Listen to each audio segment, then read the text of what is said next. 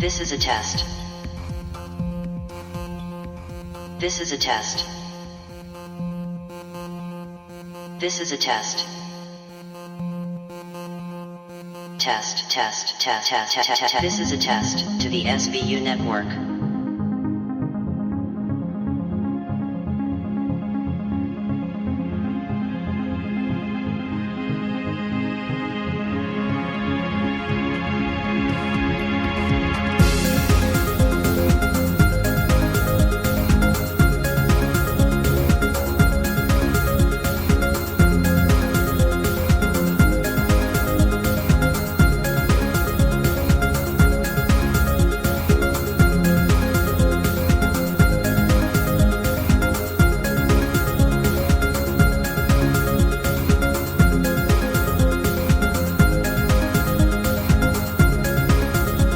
You are tuned into the SBU network.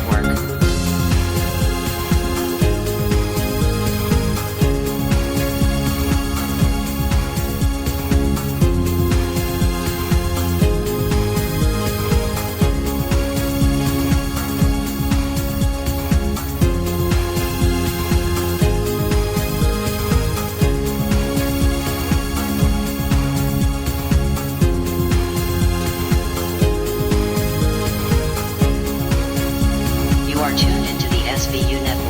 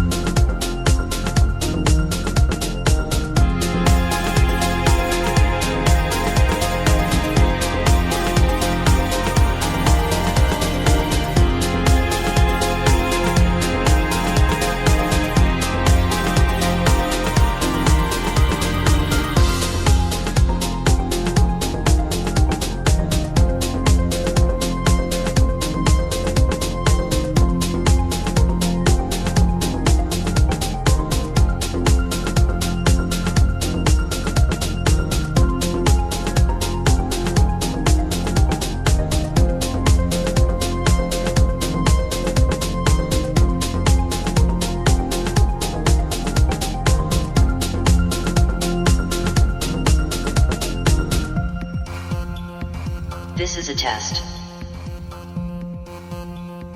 This is a test. This is a test. Test, test, test, test, test, test. This is a test to the SBU network.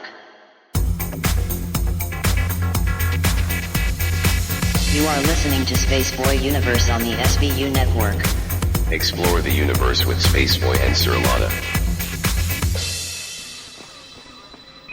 32 minutes, 21 seconds.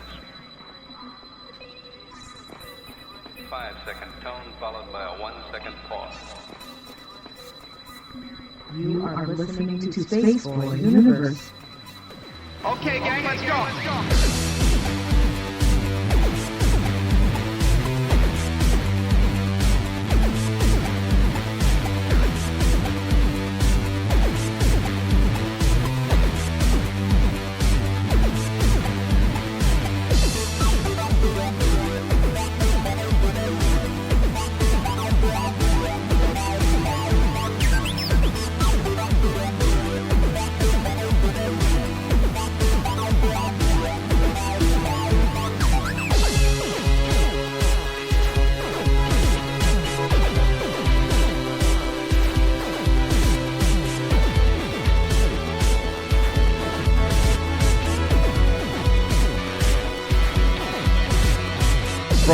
space city called Houston, Texas.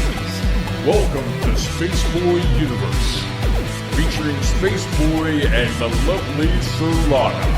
So strap in and prepare for launch sequence.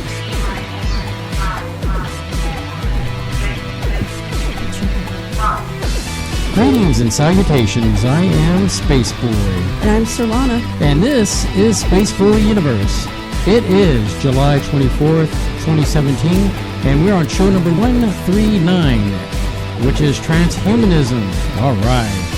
As always, you can follow us on Twitter. That's at the SBU Universe. Follow Solana at Solana. Follow me at Space Boy Music. And, of course, follow the network that brings you all this fine program. That's at the SBU Network and SBUnetwork.com. Remember to hashtag your tweets tonight with hashtags SB Universe and hashtag Space Cadets, because we can see it on the big Jumbotron behind us. Hang out with the Space Cadets by going to spaceboyuniverse.com. Click the dancing chat bubble, and in that bubble, you'll find that you can get in with all the cool kids. In addition to Twitter, you can find us on the universe, and that's at Facebook, at Tumblr, and, of course, SoundCloud, iTunes, and YouTube. Just look for Space Boy Universe. Speaking of YouTube, you can find more than the Space Boy Universe of archive of shows. There's video content from Space Boy Music, video interviews, 2-Bit Gamers, and so much more. Can't catch a show live? No problemo. Take the show on the go with you via Spreaker, SoundCloud, and iTunes, because, man, we like to digitally broadcast. And on that magical note, how are you, Solana? You are just a little bit too loud in my headphones. A little bit too loud? Mm-hmm. Hold on just a second. Rattling my brain. Is that better? Testing 1 2 check 1 2. A little bit more. Testing 1 2 check 1 2 test. That seems better. Okay, I got new equipment added to the thing. I purchased a unit called a Voco Pro, and what that does is it records the program. And I wanted to get a new device in here, and so that we could record the program in case Spreaker messes up some way. And we wanted to make sure that it was a nice, clean, I guess, broadcast. And here, that might clear up a few things there, too. Okay. Apparently I had to gain too far up. So, but other than that, what does that mean for you, the listener? That means that, if the live stream seems a little wonky, we can go back and adjust it. You're gritting your teeth. Is it still too loud over there? Yeah, I don't know what's wrong. Sorry. Test 1 2 check. I mean, I've got you piped down. I mean, it's just, I don't know. Maybe it's too good, I mean, maybe the quality is just too good. Because I went and I tested a lot of things before the program, and Bob is saying it sounds good now, so we'll roll with it. I'll just adjust your volume level on your headphones. And I'll tell you I need to stop if my ears bleed. How about that? That seems good. Yeah, okay, I see what it is. You can't hear me, but that's good. The monitor kind of went down, but no, what it is that I can just do this. Yeah. Is that better? Again, that was where you were at. Turn it down a hair. Can you go a hair down? Just a hair down like there, right? Testing? Yeah, sorry. Okay. All the things we have to do before the show. I wasn't expecting it to be. Yeah, like this. I forgot that we're hearing the monitor of the program, and that's why it was too loud. The thing was cranked up. Anyway, with that said, Solana, we should be golden. And you're just loud. In person too. Let's just go with it. Hey, there's Solaris Blue Raven. Yeah, we can move on. It's fine. Solaris Blue Raven has joined the chat room. I see Bob in there. I thought you said Kay was in there at some point. Kay's in there. He said he's got 8% on his phone left, so he may not be able to do much. Good evening, Brian. Good to see you, my friend. It's been a while, and hopefully we get a lot of other people pop up. This is our second night in the studio with SBU. With SBU, yeah. Third night with SBU Network. Yeah, the third night for the SBU Network. But let's get cracking on, banter. I know you've got some stuff because you finished yours 6 hours ago. Well, hey, at least I finished it. No, I'm proud of you. I usually have to. We'll get to the story that you and I like to follow, and this comes under the topic of gaming of our 6 topics. Mm-hmm. After angering GTA 5 fans, Rockstar releases new statement on PC mods. Mm-hmm. So what they had done, Rockstar is the company that made Grand Theft Auto 5, all Grand Theft Autos, really. Right. And they said that they didn't want people modding the game and characters and equipment and objects because it violated some security in the game, basically. So then fans went ape. You know what? They were so angry over this. So they did a legal maneuver to the name of this company is Open4. Mm-hmm. That was the one everybody went to make the mods. Right. So Rockstar Games has released a new statement saying that there's some good news. It's likely many aren't what we were hoping for. Rockstar said that it's going to avoid pursuing legal action against certain types of mods. Right. That Rockstar believes in reasonable fan creativity and wants creators to showcase their passion for the games, and they've agreed to generally not take legal action against third-party projects involving PC games, the Rockstar's PC games, that are single-player, non-commercial, and respect the intellectual property. So does not apply to multiplayer or online services, tools, files, libraries, or functions that could be used to impact multiplayer or online services. So here's the problem I think that I see with that is that Rockstar Games got a hissy fit because here was all the people making these mods, and they weren't making any money off of it. And I think that's what it comes down to here in this situation. Well, Open4 wasn't going to pursue any counteraction. They said there's really no point in doing that. I think it's ridiculous because the game, these modders, is that correct? How I would say? Yeah. Modders that were able to create and bring light to the game. I think it's one of I call it the Star Trek effect. Let's just call it that, where you have a company that alienates their fan base. And it's not good business. Well, it's you told me this earlier. So what fans did, the people who actually play it and mod, they went to Steam where you can download GTA there and buy it, and they ran the numbers down for GTA 5, giving it negative reviews, and the average review, the score was really low, and there was a petition. In fact, it was over 80,000 people went on to Steam to complain. And so, people. Way to go, Rockstar. I mean, you have a wonderful game. You have people that play the game, and they're using their creativity within the game. I mean, I just don't understand companies that try to alienate their customers like that. It says that Open4 still wouldn't be able to run according to their new rules. And Rockstar says it hasn't spoken with Open4's developer about allowing it to continue, but that petition, there's a petition that was signed by 77,000 people to let Open4 keep doing its thing. Well, my thoughts on that is I think it's bad business, but I understand that I see from Rockstar's position that it's like, hey, we're not making any money off of this, and it's, it's a big deal. Speaking of Steam, it is summertime, and this is my gosh, and this is not a pitch in any way, fashion or form. Steam does not support the universe. No, but they don't know it exists. Steam, we do like Steam though, and if Steam wants to support, did you get an email too? Yeah, I got several emails. I got 10 of your games that are on your wish list are now on sale, and oh my gosh, they were dirt cheap. Like the latest Doom started out at $60, and then it went down to $30. Now it's down to $15. 50% off on most games on Steam. One of my games was 79 cents. I was like, oh my gosh. I had to feel like that, but I broke down and I got the Tron Run, and I got this other game where you can insert your own music into the game. That's cool. So I can imagine in some future that. You coming to YouTube, you'll be seeing me play this game with my music. So, so exciting. So if you play your games online like we do, Steam is just mainstream games right now, 50% off. Go check it out now. So there's the Steam pitch. Yeah. If you're into playing games and you don't have a PS whatever or Xbox, Steam does Linux, Mac, and PC. The last system we had, or still have, is that's you bumping around over there.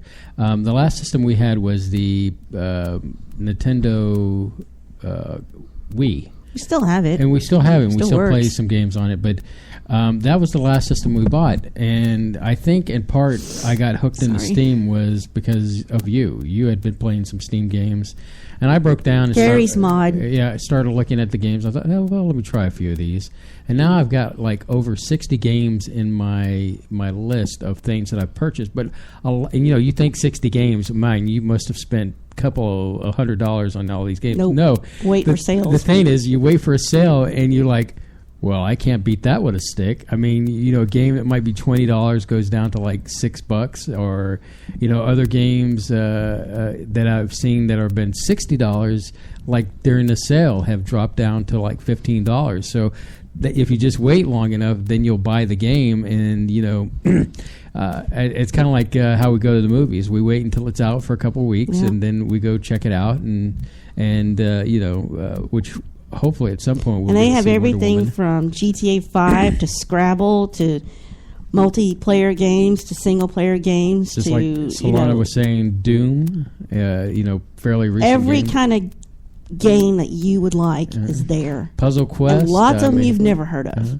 I've gotten a few arcade ones, like Galaga and Dig Dug, and there's the Atari classics out there that is out there, so you can download. So if you get a chance and you have a PC, check out Steam and Steam by Valve. By Valve. So Steam powered. Going from that, I'd like to stop into the pop culture arena. Okay, let me get over there to that. Star Wars, the Han Solo movie, has been. They kicked their directors that they had, Phil Lord and Chris Miller. They're famous for like the movie 21 Jump Street reboot and the Lego movie. I guess what happened was they were let go by management because, quite frankly, their style is kind of like when they direct, it's like improv.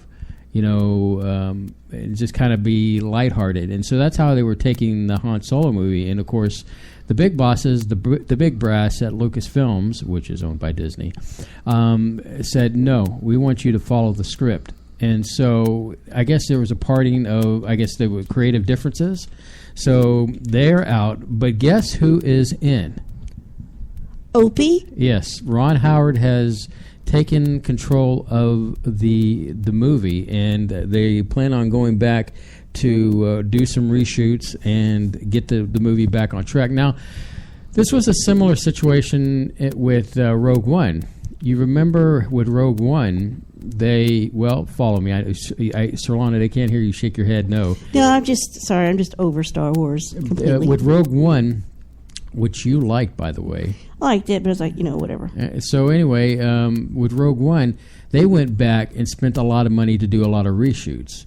So, and of course, the end result was... Yeah, I remember that. The end result was a great movie. I think the movie's great. It's awesome, especially that ending with Darth Vader. And how it kind of leads almost directly, pretty much directly into A New Hope. So I'm hoping that with Ron Howard, which I think is a great pick because he's done space stuff before. Just the fact that I believe he'll bring calm. He knows how to tell a story. Calm and order to the cast and reassure everybody, hey, this is for the best. He'll bring balance to the Force. He'll bring balance to the Force. That's another way to put it. So I think Ron Howard's a great choice, and I look forward to the Han Solo movie. I still don't like the lead actor that's playing Han Solo, but Donald Glover, who is going to be playing Lando Calrissian, should be pretty good in that. Excuse me. And so we'll just have to wait and see how that pops up. Now my pop culture thing. Okay, go ahead. I got one for everyone you got. Sure. So, finally, Dan Harmon reveals why it's taking so long to release Rick and Morty Season 3. And he says it's for a very dull reason. It's because it's taking them so long to write it, and they don't want to make it worse than season 1 and 2. They want to make sure it's How was season better. 1 and 2? I mean, I thought that each season got better and better. But Yes, they don't want to make a mistake. Oh, you mean like go back? They said, yeah, he's saying maybe we're overthinking, maybe we're being perfectionist. They just want to make sure they give it the right amount of time. Because it was supposed to be released this summer, wasn't it?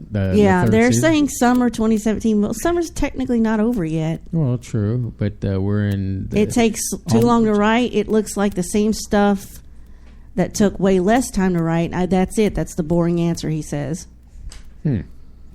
Well, I know that I'm jonesing for a little Rick and Morty too, so I guess give him. At least he's still trying to make it. I mean, I guess fans of Rick and Morty can. He didn't pull a Venture Brothers. Were like, well, we don't really want to do this anymore, and let's wait a year. Let's wait 3 years. 3 years. Which, incidentally, I would love to see a live version of Venture Brothers. That would be kind of cool to see that. Hey, have you seen this alien from South America that they found in a cave? Is it the one that's... It's kind of crotched together, and it looks... What is... Okay, first off, you've taken your headphones, making all this noise. It hurts right here on my ear. So I'm piping you down for just a second while you get yourself organized over here. So, yeah, they found this alien in a cave, and I guess it looks like it's got... Are they saying it's an alien or... Well, they are, but the thing is that, I posted something on my Facebook. I saw it, but I didn't know what to make of it. Fact or crap, Yeah. It's my favorite phrase, It could have been constructed easily, I'm sure. Probably, but the thing is that they're saying because the guy... You remember a while back that there was this thing where and I don't have my notes in front of me on this, but there was a guy who was selling $20 a pop for people to see this video of some kind of disclosure down in Mexico. And I believe it could have been last year. Yes, Bob, I think so, Bob. I think this is a Nazca thing. Yeah, the Nazca mummy. Yes, indeed. This is exactly what I'm talking about. Right. But anyway, it looks interesting. They did some x-rays. It's kind of... Still easy to fake it, kind of right? cool looking. Yeah, kind of fake it, but... it comes to the point of where the mummy itself... Well, I digress. The guy who is behind it has a reputation of not being up, and I'm getting to my notes. Please forgive me. One, they've said they found the near the city of Nazca. It was around 5 to 6 inches tall and has similar proportions of humans. But not everyone's convinced of the finding, and some suggest it is plaster cast because it looks white, like you did. Yeah. And then of course, and here's the kicker right here is one member of the team who found the humanoid is also infamous for his involvement in several high-profile UFO hoaxes. So it's hard. Once again, you see this, and I'm sure Dennis can find some pictures to put out there on the Twitter universe. It kind of looks cool looking, but obviously it looks plastered, and not in a drinking sense. I was about to say. I had to put that out there pretty quick. I mean, it looks cool, but cool doesn't make it real. And I have to be skeptical on this because, like I said, Nigel. Let's see. I think his name was Nigel Watson, author of the UFO Investigation Manual. Yes, I think it was Nigel who basically went out there and did the that thing I was talking about last year, and they were charging $20 a pop to see this UFO video or whatever, and so I don't know. I'm leaning towards crap on this one. I'm gonna wait and see how it all shakes down, and I'm gonna keep my eye on it too because I was like, that came out of nowhere, all of a sudden. But yeah.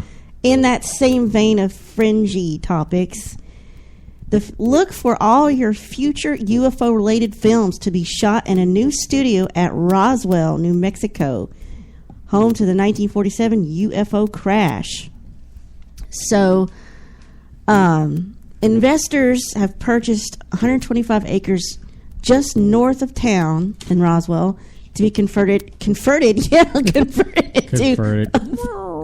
a film studio. This just seems odd to me, Yeah, there it is. Roswell doesn't have any type of film studio or type of facility for films. Yeah, do they need it? Because now we're going to really question everything we see.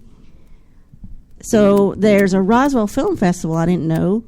When they announced it, it was met with cheers and jubilation. So they're reworking an old FedEx building on the land for a mill shop and storage. They're going to build a 20,000 square foot soundstage, a 10,000 square foot facility for production offices, and a 40-seat screening room. Well, that sounds pretty exciting. I mean, Roswell's become a new mecca to go to for UFO interest, and if it just adds more to the economy of Roswell and promotes that, I'm all for that. I mean, it sounds like it would be a lot cooler than California. Not temperature-wise, no. Well, I mean, if you're in this big FedEx building, that's although we could get to it in a day and a half. There you go. See, by car. It sounds like an interesting road trip. We need to. And I found something in the music category that'll make you smile. Okay. Weird Al Yankovic is finally getting a star on the Hollywood Walk of Fame. Well, it's about time. It's 30 years too late. I mean, from all the way, my first song from him was another one, Rides the Bus, was my first song from Weird Al. I'm trying to remember the first one I heard. I Love Rocky Road? Yeah, I think that's what it is. Mm-hmm. Is it where he breaks into... He has a parody of Lucy. Yeah, I think it was the evolution between.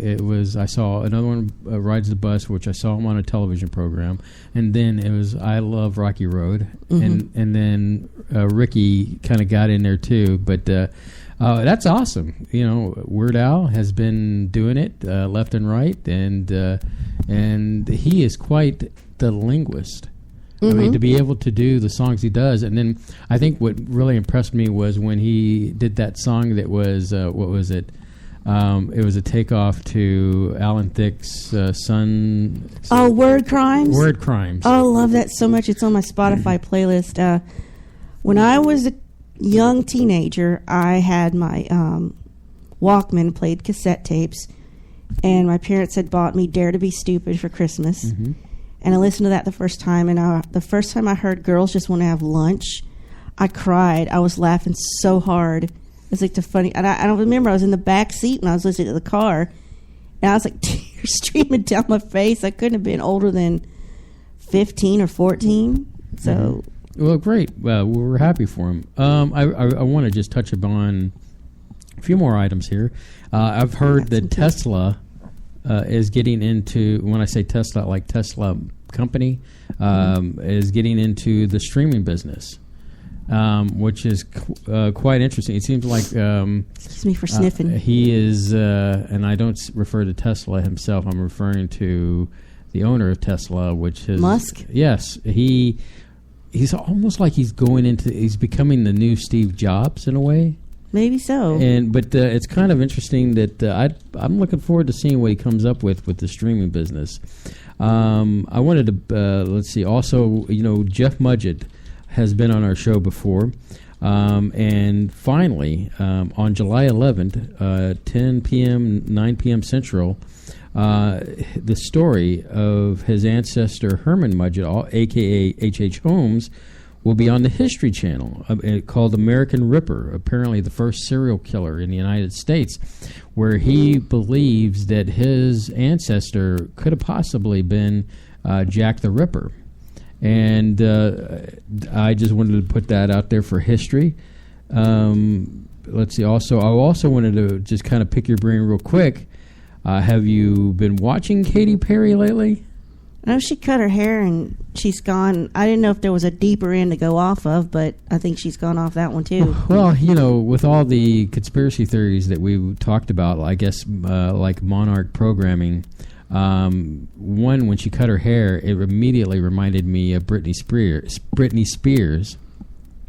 And then, of course, I saw a few videos recently where she looks like she's Miley Cyrus. In a yes, way. there's been some people comparing her to her. Then also in a recent performance, she was dancing in front of the eye, and then there was the eye on her I guess her clothing, and of course when the video ends, there is a pyramid shaped thing. Yeah. Yeah. So Yeah, just checking to see if you're alive over there, Solana. I was looking at something else. Sorry. Okay. Well, we're almost to the bottom of the hour. Just want to wrap a lot of this stuff up. Did you have something history related there, or? On this day in 1997, the U.S. Air Force reports on Roswell. They released a 231-page report dismissing all the long-standing claims of alien spacecraft crash in Roswell, New Mexico, almost exactly 50 years to the day in 1997. So I remember seeing that briefing, and I just couldn't believe it. Just just the BS that was coming out of that, and unbelievable. You don't pee on my leg and tell me it's raining kind of situation with them. And the last thing I had was Google says it will stop its long-standing practice of scanning the contents of your email, your Gmail email, for advertising purposes to get targeted, customized ads at your eyeballs. So, excuse me, you're going to be allowed to opt out, and it will reserve the practice only for personal Gmail users, not those of corporate accounts. Well, quite frankly, our Gmail accounts are used for dumping It's just trash. That's just trash mail for us. No offense to all the fine people out there that tweet at us, but when you get so much tweeting at you, it goes to your mail. We had to use our Google accounts to have some kind of dumping ground. So that's why if you ever need to get in touch with us, you can contact us at contact at spaceboyuniverse.com is a good one. Of course, Spaceboy at spaceboyuniverse.com and Solana at spaceboyuniverse.com. So those are the three best ways to get in touch with us as far as if you want to get a hold of us. Don't use our Google account. If you have it, that's... You shouldn't know mine. You shouldn't even know mine. If just you in do, case. then I'm worried. Well, but let's see here. What do I have? Since you mentioned something on tech, Snapchat has a new map feature that has raised fears of stalking and bullying. Apparently, it's got tracking in real time. We're too old for Snapchat. Look...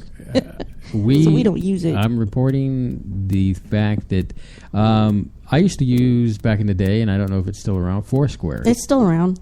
And I just got to the point where, wait a minute, I don't think I really need to divulge this much information out there. I try to limit what I can out into the public, but, when we're doing the show and stuff, some media needs to just be put out there, but as far as real-time tracking, I guess I would be concerned if I had a kid and somebody had the ability to track where they were going in real time.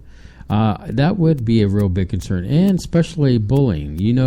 My thing about bullying. Indeed. And as a kid, man, I was bullied as a kid, and I can only imagine if my bullies had access to, okay, he's getting off the school bus, he's heading to his house, we have an opportunity to jump him and beat him up, that kind of thing.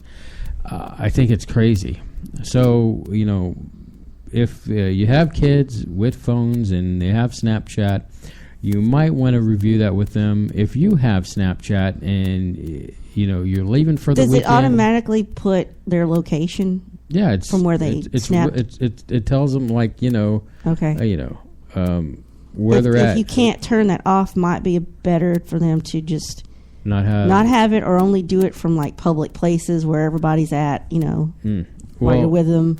And I'm kind of down on that angle because of the fact that it still leads. Okay, they're not at their house, so let's go rob the house.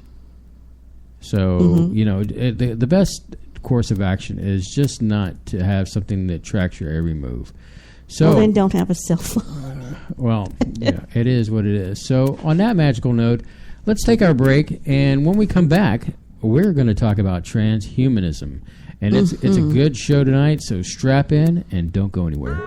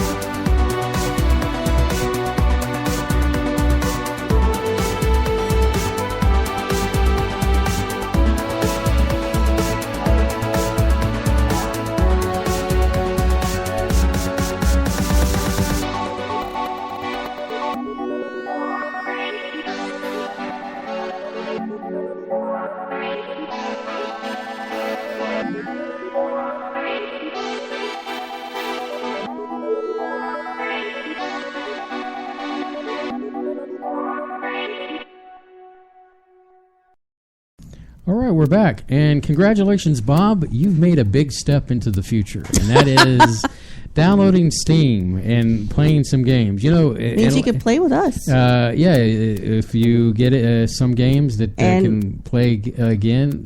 Shockingly, we are Space Boy and Sir Lana on Steam. So it's not rocket science to find us, which, it's all good in the neighborhood. So congratulations, Bob. You've earned a gold star today.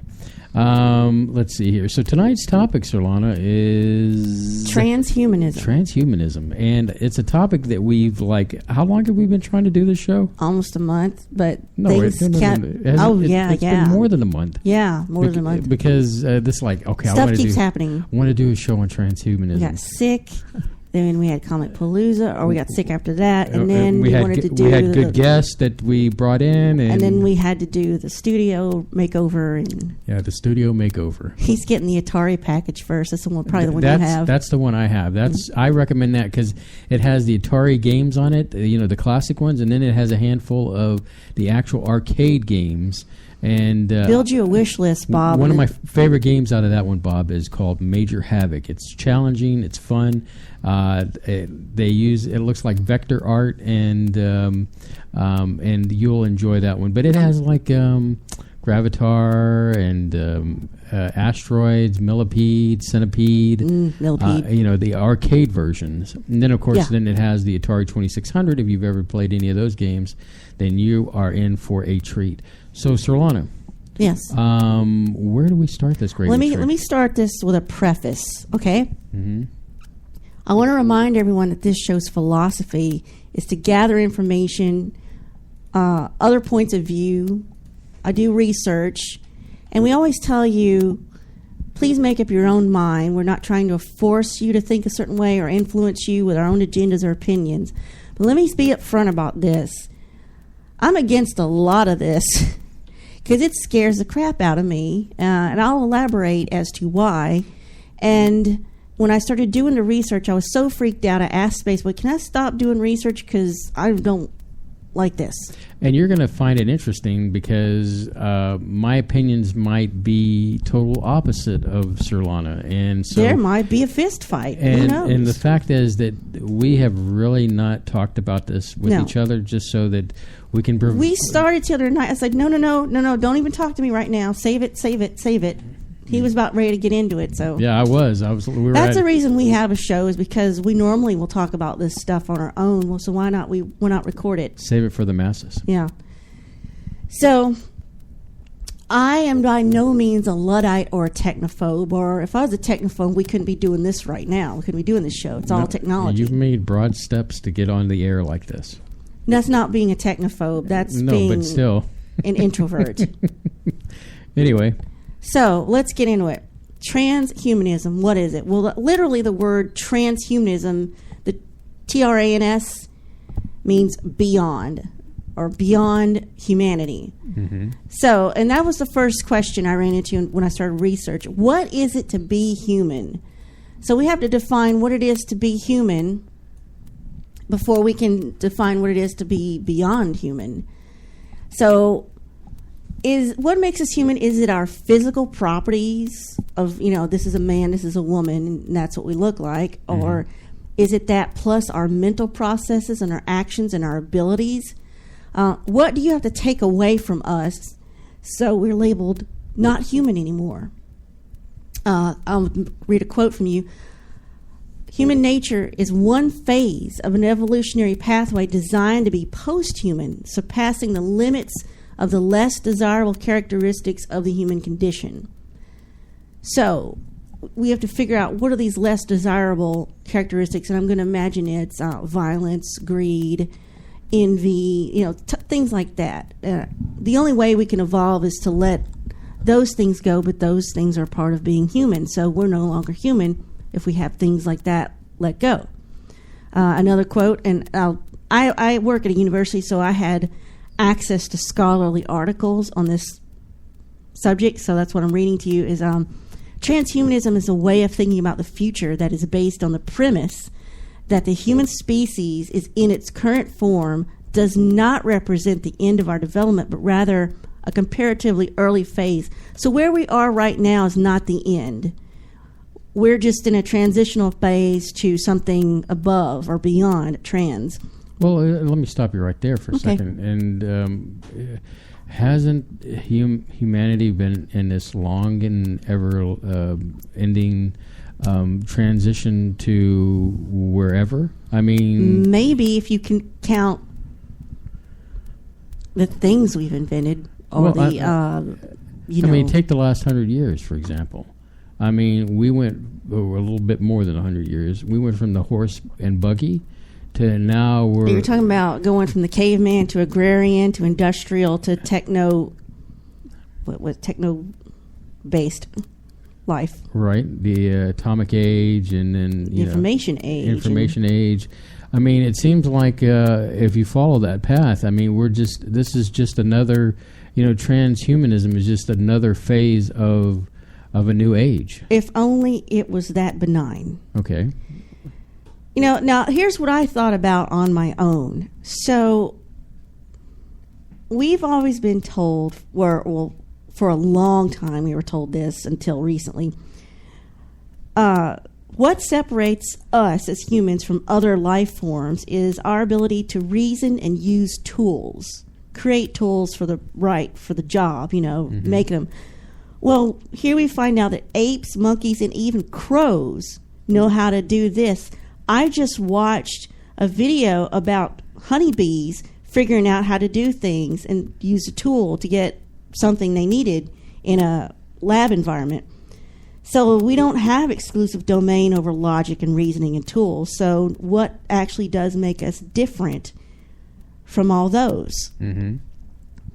Now, some of the questions that I was thinking about when we talk about transhumanism, if you were born with a defect or a disability and you get an implant to help you overcome it or sustain your health, such as a pacemaker, a cochlear implant, a robotic-aided leg or arm, are you still fully human? I think so, because you're trying to compensate for an ability that everyone else has. So you're trying to maintain. Mm-hmm.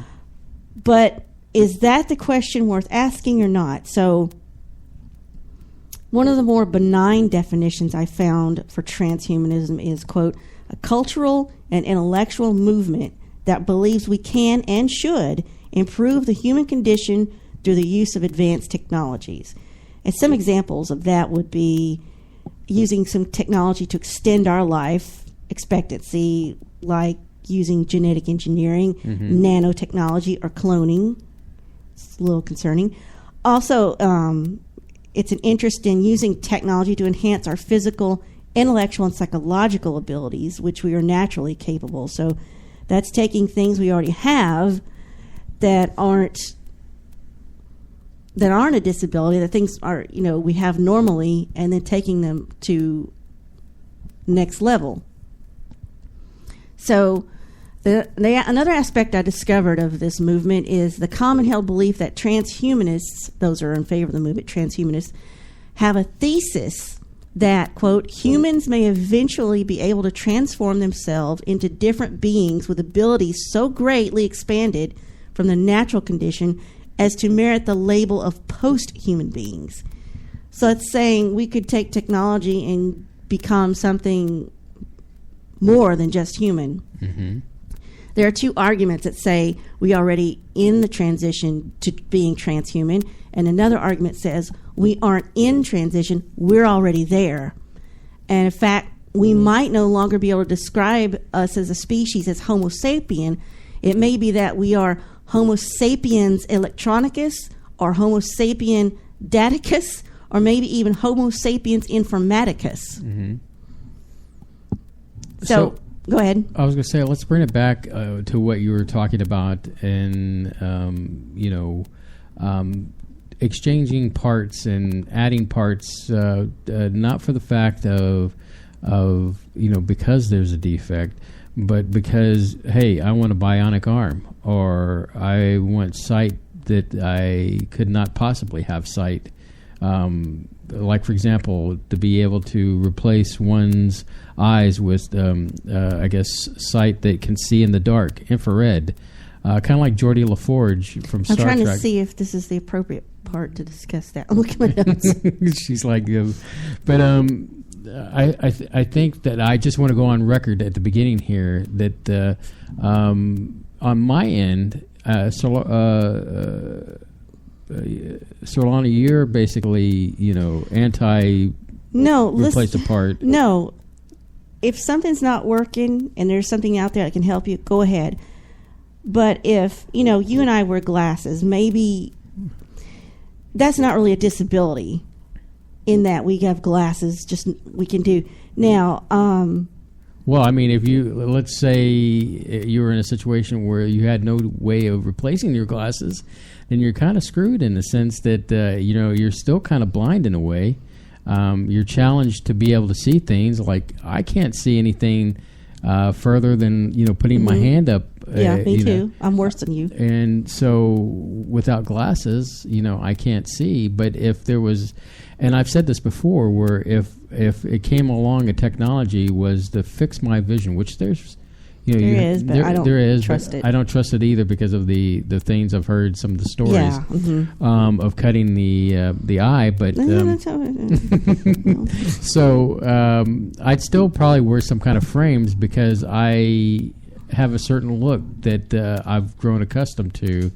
So I would have fake glasses to, just... Okay. Well, let's not talk about your weirdness. Well, and then I wanted to bring this up, too. We've had a conversation before, like robot legs. Yeah, but see, there's nothing wrong with your legs right now. Maybe in your mind. The problem I have is there's nothing wrong with you. Oh, why don't I get some eyeballs that can see in the dark and infrared and night vision? What do you need that for in your eyeball when we have gadgets to do that for you? I don't understand that. What is the purpose of that? You should be slapped.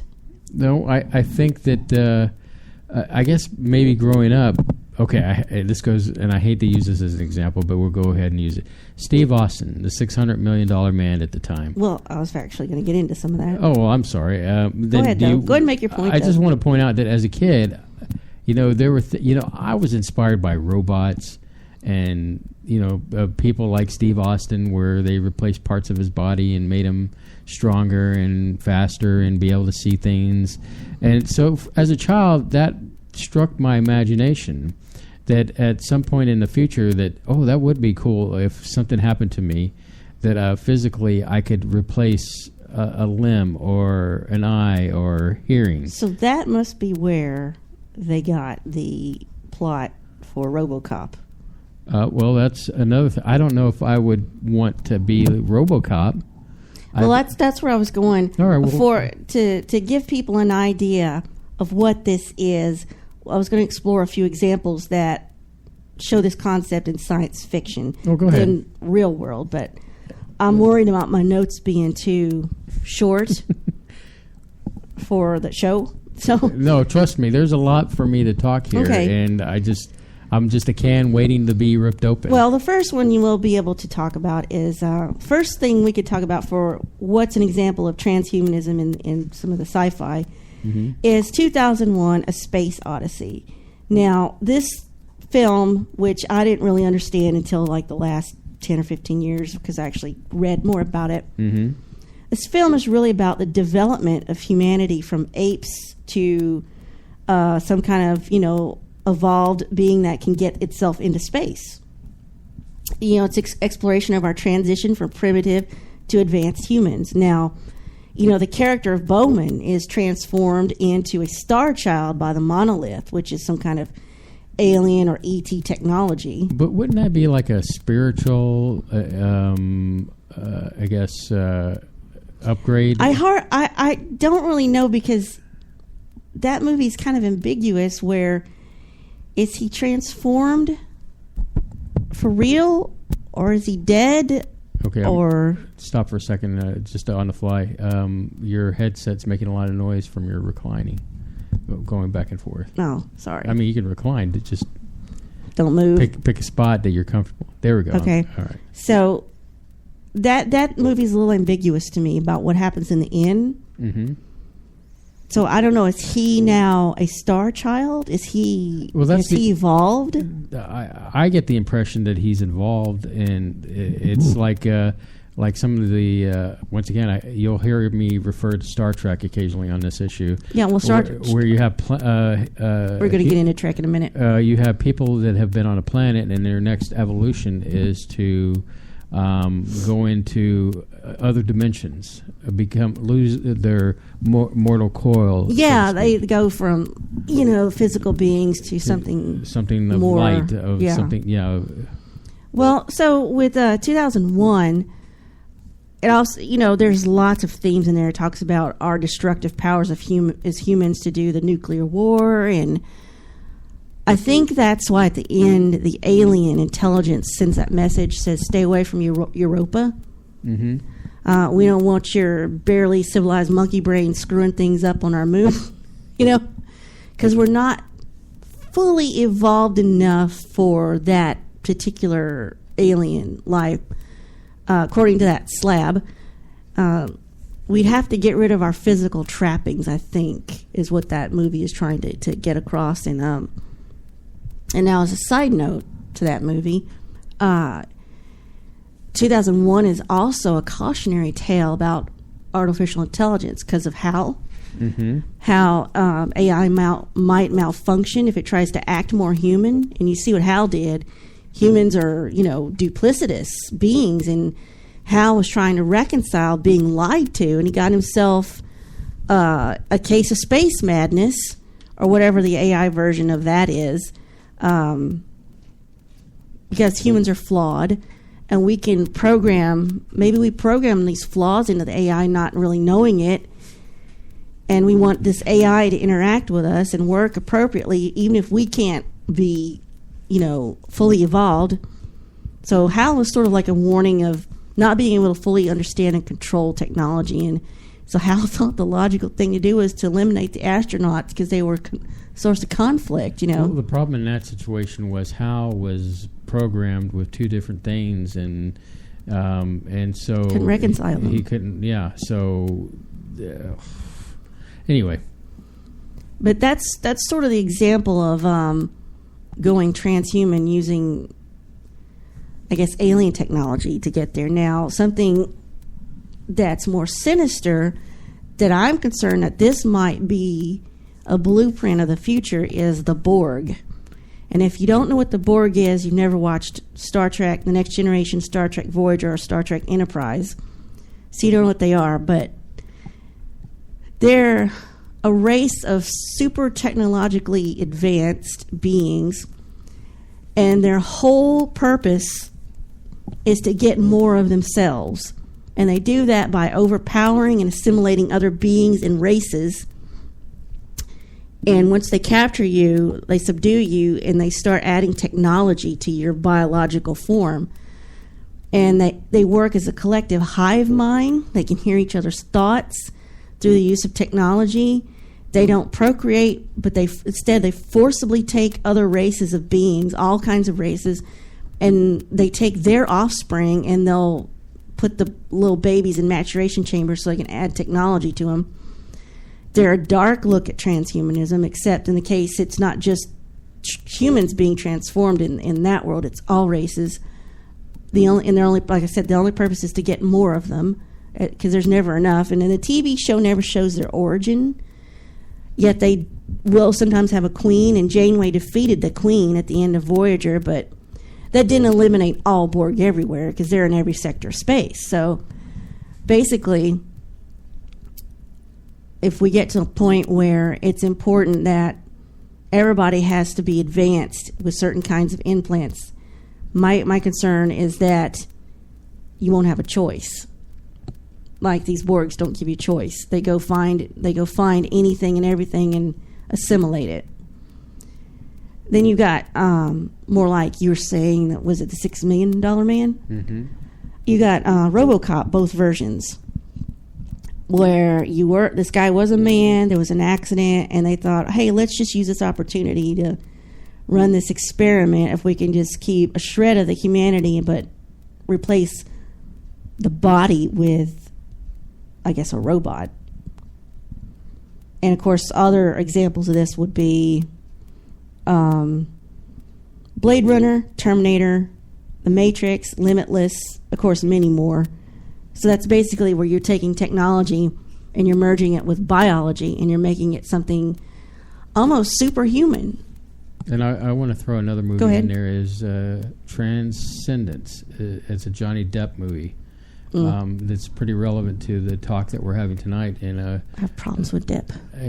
well, all that aside, the movie itself, focus on the movie itself, it has him evolving, and I have my issues on that, and I'm sure we'll talk more about some of the areas of transcending, or I guess transhumanism.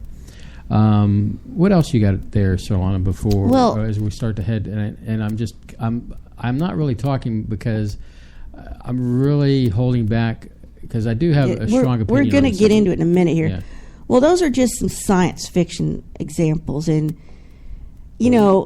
maybe those are extreme cases, and we're not ever going to be in any danger of being assimilated or forcibly enlightened by an alien slab. But what about our own kind? Could our own government, our own representatives, could our own brothers and sisters turn against us if we're not technologically advanced, if we refuse certain things? So that'll bring me to the next issue, but I think we're near a break. Well, we've got a few minutes here. The thing is that it's a very interesting subject matter, and I'm really glad we finally are getting into this one because there are areas I feel very strongly on, and the others that like you just brought up about government involvement. I think I brought up a point where connecting one's mind to the net. It's bad enough we have to worry about computers getting corrupted. I mean, the most well-known, if you're brain hacked, the most well-known virus right now that's out there is called I think it's called the Crybaby. Really? Yeah. It's a piece of software that holds your computer ransom until you call a phone number, and then even at that, once you pay them in bitcoins, there's no guarantee that it will resolve the issue. I know somebody that just did that for real. Yeah. So it was sad. So it is sad, and so that would be my concern: is your mind becoming corrupted. Say if you're connected to the internet, you're hackable now. Right, hackable. That's the downside. I like the idea of being able to connect to the net and being able to look for things and assimilate certain things on the internet, and it would definitely change me as a person in the sense that I would know so much more than I would ever could possibly dream of if I was connected to the internet. So, but yeah, that's my concern on that end, is that you'd have to worry about viruses and somebody stealing data from your brain. Data from your brain. Could that be done? It's quite possible that. Could they hack memories and take stuff from you? I mean, they've already got to the point where they're. I was just watching this thing on YouTube the other day where they were being able to recreate images in your mind on a monitor. I mean, the pictures are not quite perfect, but they're pretty dang close, and it's impressive what technology can do right now. And so just around the corner, what's going to be available is mind-blowing. So on that, Solana, let's go ahead and roll our top of the hour break. You are listening to Space Boy Universe, so don't touch that dial. I touched it. I didn't mean to.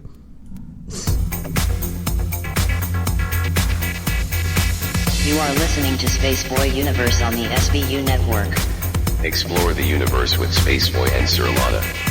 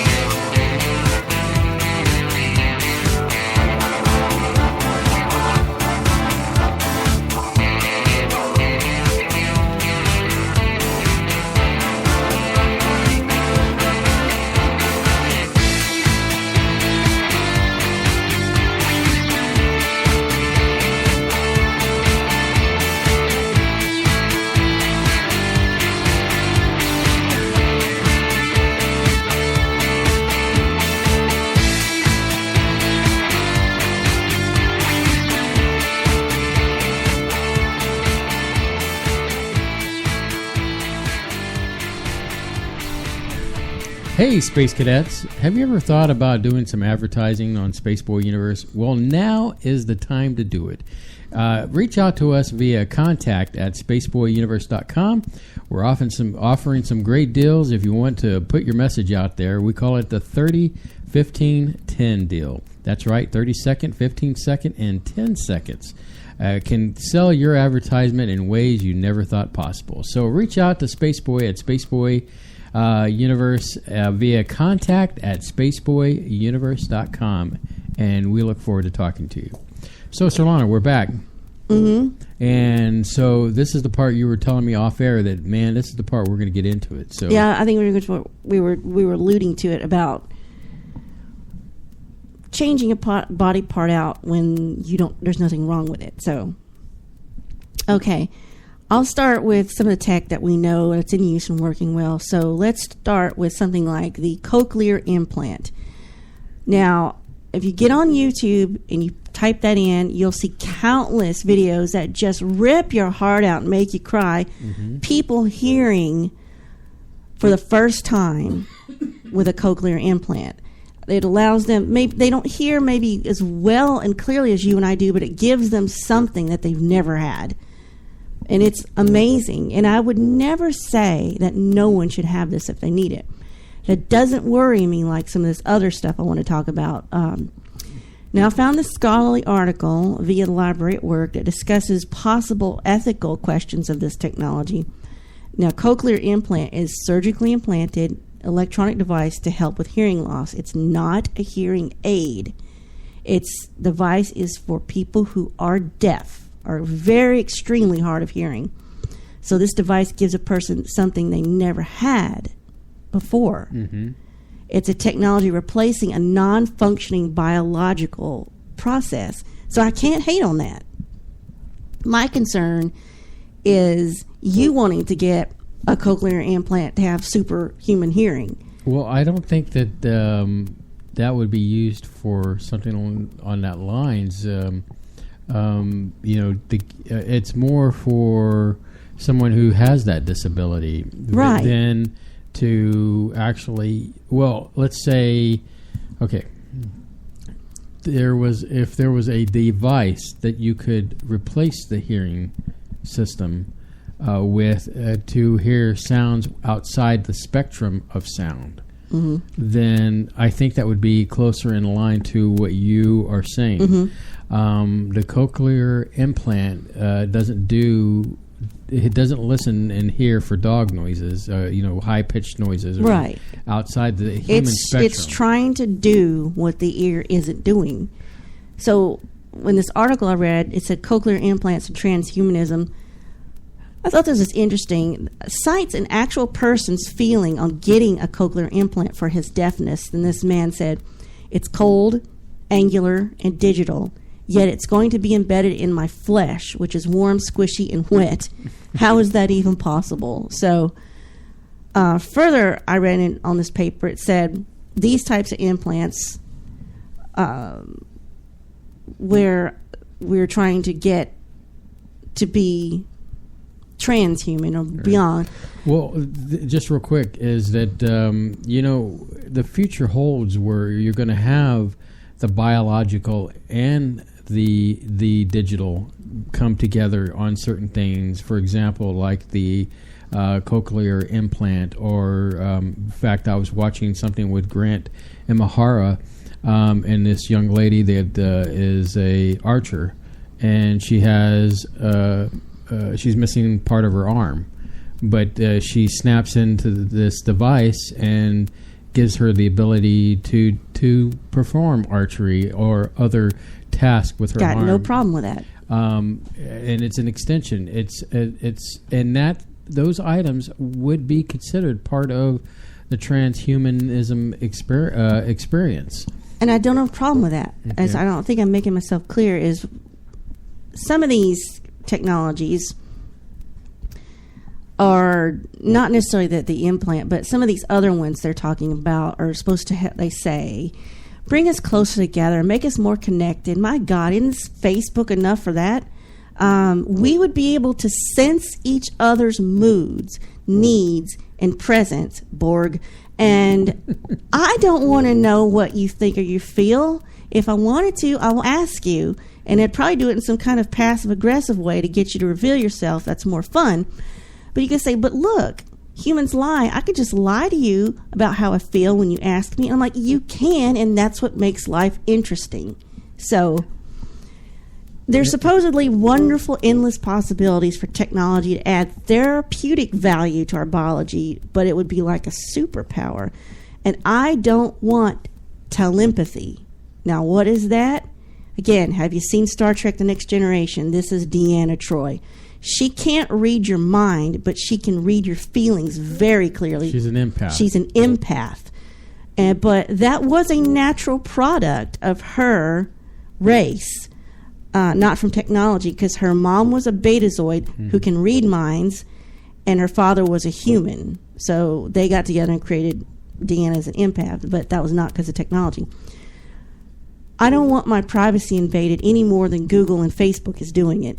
Whether you can read my mind or my feelings, I don't need you to know any more about me. In fact, I don't want to be here right now. Well, so see, how I feel is no one's business.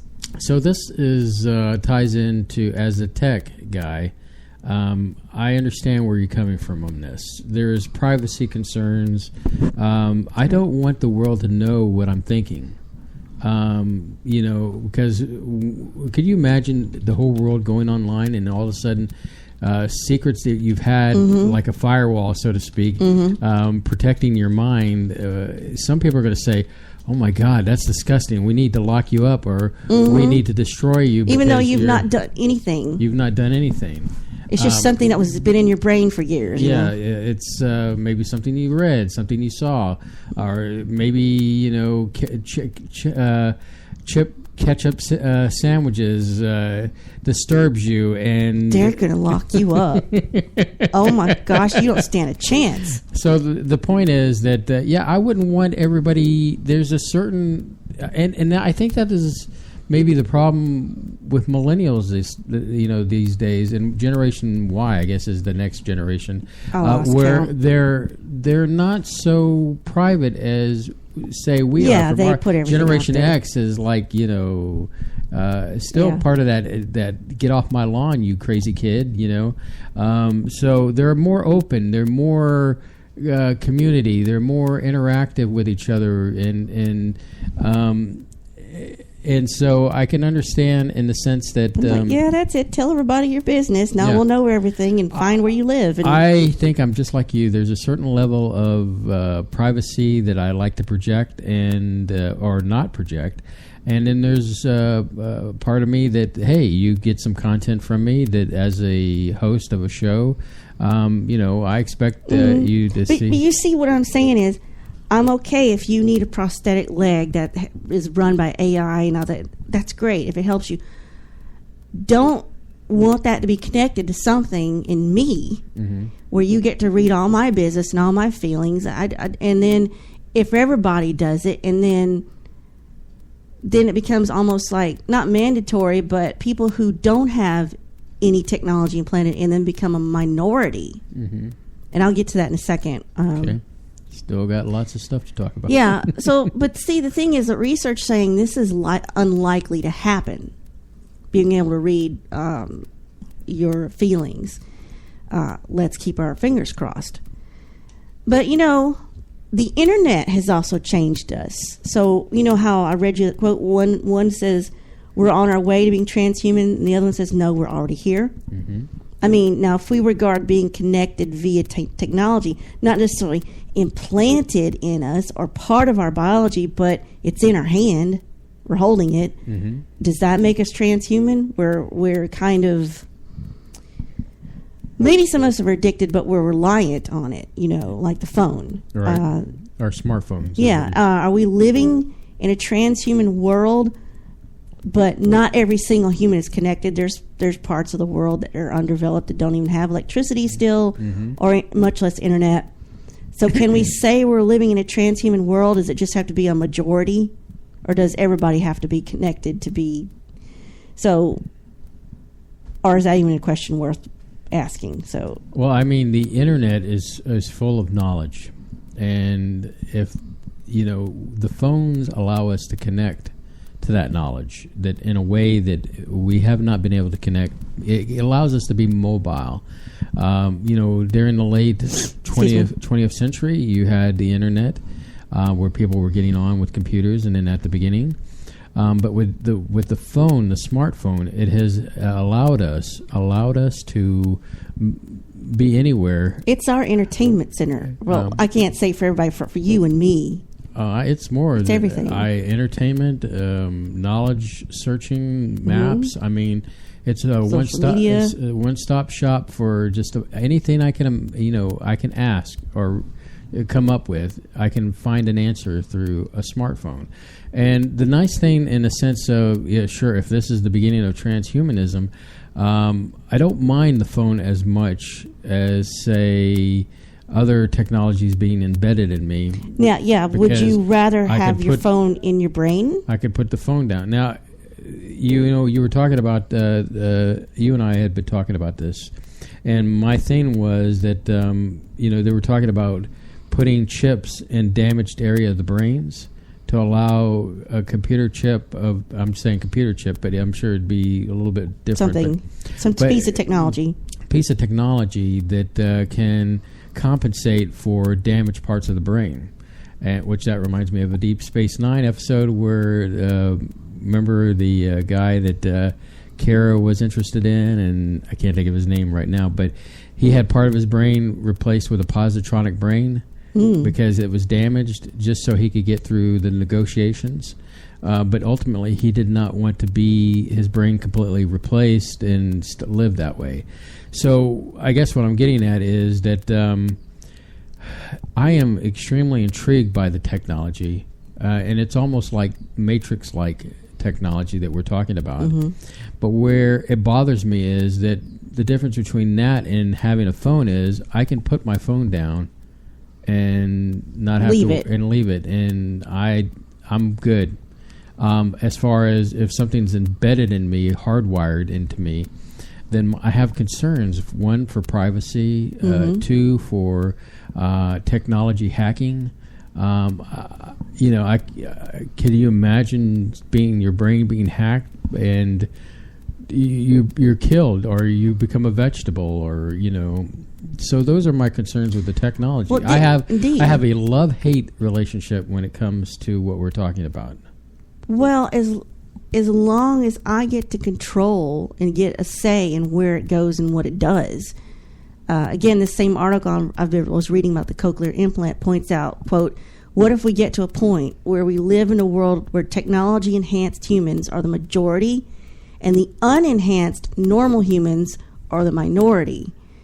And there's some dystopian dread about a hell on earth and human extinction, as well as too much alteration by technological means." So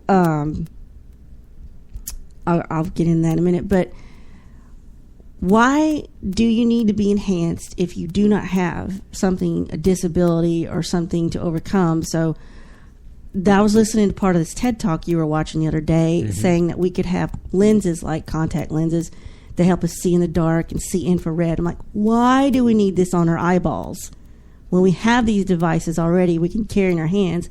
I just don't get it. And like I said before, I'm not a technophobe, or I wouldn't be sitting here talking to you on these multiple electronic devices. So one, you mentioned contact lenses, and one, it's something that you can pull off yourself. We already wear contact lenses to adjust our vision for people like us that have glasses. However, I don't see there being a big problem or an extension of if we're already putting contact lenses into our eyeballs. But if they have like a certain upgrade, like Google glasses, that allow you to see augmented reality, or what if 90% of the population gets them and then we don't have them and we're in a minority, and this starts making a rift? I don't want to get in this too soon because it's about politics. Well, the thing is, I don't feel that particular piece of technology would cause the rift that we're talking about here. I think it would be something more extreme, like the thing of the matrix of jacking in and gathering data, because once, if you think about it for a second here, Solana, is that once you jack into the internet, you're going to, instantaneously go from, an IQ level of, let's say 100, let's say you have an IQ of 100, to the sky's the limit, because you are accessing a wealth of technology. You suddenly become knowledge. Lawnmower Man. It's exactly like that, because you go from... Or Barkley. Exactly. Well, he had a brief moment. You become super smart, and everything becomes like, okay, why did And then the power goes out, and then what happens? Well, the thing is that you're wired biologically, so I can only imagine that the things that you learn... Do they stay there? Stay in your brain? Does our brain have the capacity to hold all this info? Well, do I have to let go of some childhood memories to make room for that? I'm sure you would probably feel that way, but in a serious note here, you basically, I can imagine. See, I'm seeing all these television shows where, like, for example, in Stargate Atlantis, McKay had touched something and he was going to die, and the only way he could survive was that he had to transcend and then come back. But anyway, I think once you tap into the knowledge, it's like, okay, now I could solve anything. I have the knowledge of history itself, and every can you imagine being able to perform surgery or to create technology that people have taken years to go to college and have that knowledge just like that. That's assuming that information's out there for you to get. But let's say it is. So you become this uber smart, and obviously it's going to create a rift between the haves and the have-nots because of the fact that you're going to have all that knowledge. Let me read you this quote. Okay. Well, it sums up. It's the same article I've been mentioning about the implants said, to sum it up, the ethical discourse about the enchantment up in 3 cautions. So here's the 3 things you need to learn. Take into account, that technological enhancement of human mental capacities could result in the creation of beings with supra-personal moral status, or supra-persons, and that such supra-persons would harm ordinary unenhanced humans, and that existing human persons have moral reasons not to encourage certain human enhancements, which would create supra-persons. And one of the things I read is some people who are eligible for cochlear implants, sometimes they turn that down because they don't like the way it sounded, or they didn't like it. They preferred it to stay deaf, interestingly enough. So that is what I was trying to tell you. What if the haves and the have-nots get so radical where there's a split, and then it actually causes society like Planet of the Apes almost, So you think that the people that gain instant knowledge are going to treat the people without knowledge? I don't think you're going to gain instant knowledge. You'll get knowledge, but it's the internet. How much good stuff is on there that's going to give you the information you think to make you superior?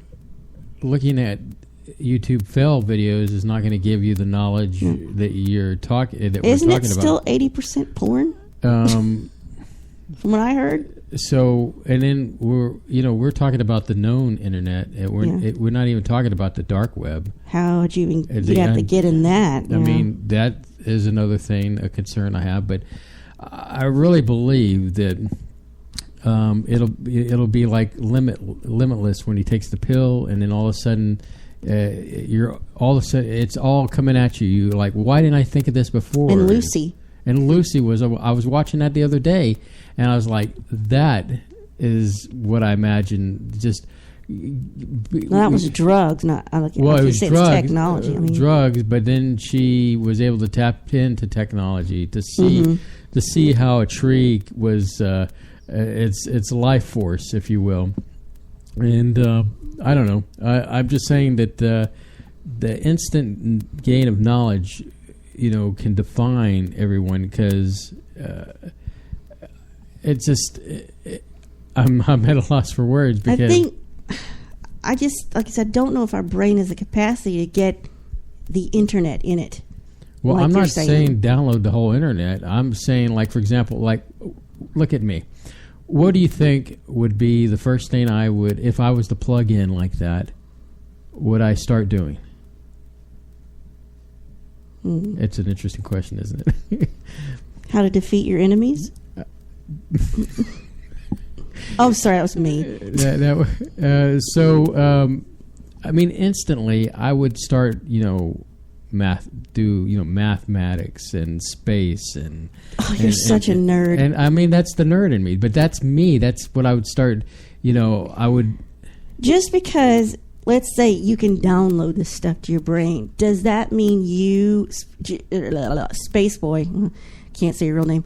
Does that mean you, Space Boy, understand everything you have downloaded? It's one thing to get all that knowledge about how to perform surgery, but if you don't understand anatomy, if you didn't bring that off with the rest of this information, that's nothing. I mean, you can get all the mathematical equations, but if you don't comprehend it, what good does it do you? I think that would all come together, because as you're going and you're downloading this information, you would come across other information. Okay, if you like this, it's like, if you like this article, then you should click here, or if you like this product, you should click here. I mean, you would understand as you're assimilating the information that that you would need other information. Like, for example, surgery. You would want to download information about anatomy. That's scary. Biology. Would you want your memories on a cloud? Well, I don't think you would put See, that's another thing, privacy. So I know we're focusing on the assimilation of information in the brain, but there are other things that we probably need to move forward on that I'm sure you have on your list there. Well, I have a new section to get into. Okay. Do we want to do that now, or? Well, can you give us a taste of what's to come? Real world examples of transhumanism that are a cause for concern. And who's leading the pack on this? Our good little friendly government agency, DARPA. Oh, yeah, DARPA. Yes, and I think we both have some of the similar information. I think there was like 5 bullet points. DARPA, if you don't know, Defense Advanced Research Projects Agency. It's a U.S. thing. It's already moving forward with their transhumanist ideas for the future of humanity. And they just got a new division in there called the Biological Technologies Office, BTO. It's not the good BTO. Mm-hmm. Let me say goodbye to Solaris real quick. Bye, Solaris. This office is going to be the BTO, that looks into blending human biology with machines for the defense of our national security. And when I say national security, I mean, of course, the U.S. Enhancing humans with robotics. And I am already seeing an army of universal soldiers. Would you like to explain what universal soldier is? Well, it's basically they're all the same and they're programmed. And it was a movie. Yeah, it was a movie with Claude Van Damme and you're shaking your head over there. Jean-Claude Van Damme. Okay, yeah. Well, I thought I said it right, but anyway, programmed soldiers to. To fight and well, it's a little darker than that. Yeah, I know. It's been a while since I've seen reanimating dead soldiers through technology and controlling them. Yes, it's not very pretty to sound. It was dark, and it's like all those movies we mentioned above that were a little bit dark, like The Matrix. Well, I'm not surprised that DARPA would be something in the lines of something like Universal Soldiers or RoboCop, or I mean, to create. That's what they want to do. That's what they want to do. And when I was referring to the 5 bullet points, I'm about to get to that. And I'm kind of watching the clock here. Is if you want to run those down. Well, just real quick, it says this article I was reading says DARPA wants synthetic soldiers. So I'm not crazy in thinking Universal Soldier. Mm-hmm. If you haven't seen the movie, go try to find it. More on their agenda: artificial brains, robotic aircraft, and advanced prosthetics and autonomous computers. And I can do the rest after the break if you want. Oh, great. I appreciate you saying that. So Lana's right. We are up against a hard break here. So you are listening to Spaceboy Universe on the SBU network. So don't touch that dial.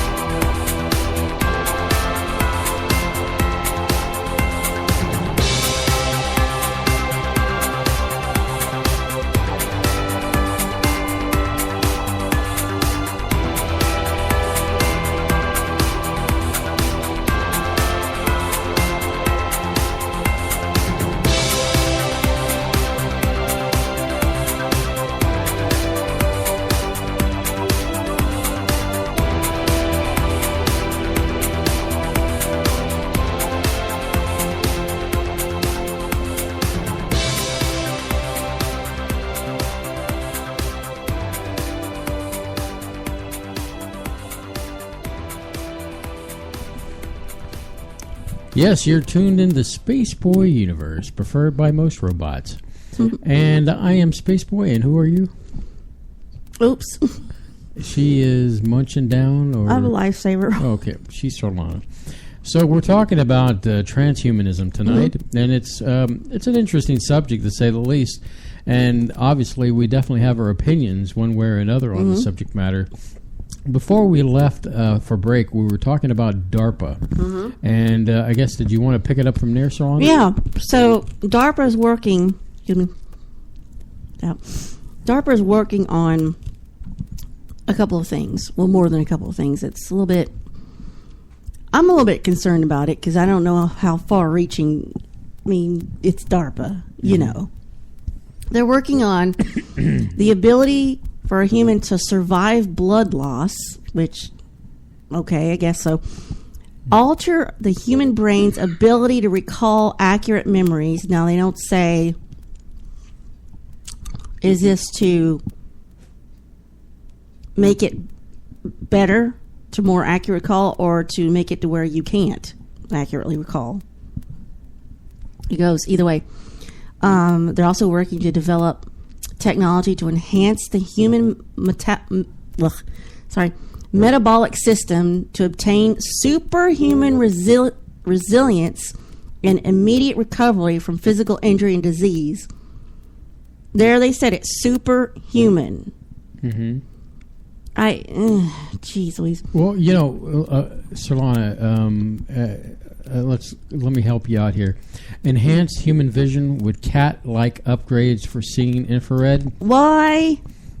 Robotic limbs that are controlled via thought. Now, that's okay if you've got a missing limb and they give you this, but I just...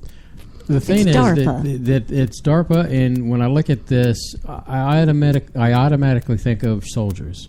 And that's all it's for. And that's what it's for. Survive blood loss, create better, accurate memories, enhance your metabolic system so you can resist disease and recover from your wounds and injuries, cat-like reflexes and vision, and robotic limbs controlled via thought. I'm not sure how that fits in, but I mean, this is all universal soldier stuff.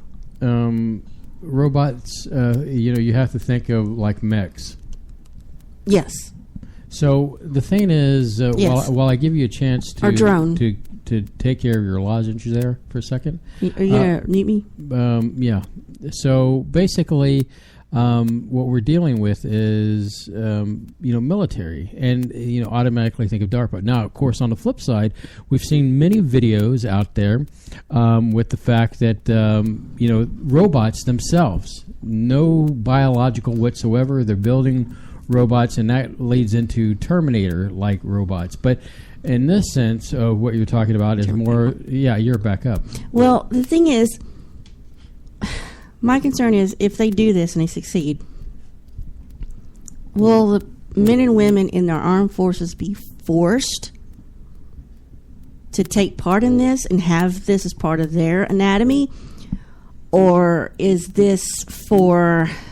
I mean, who's this for? And if you don't want it, do you get the option of saying no?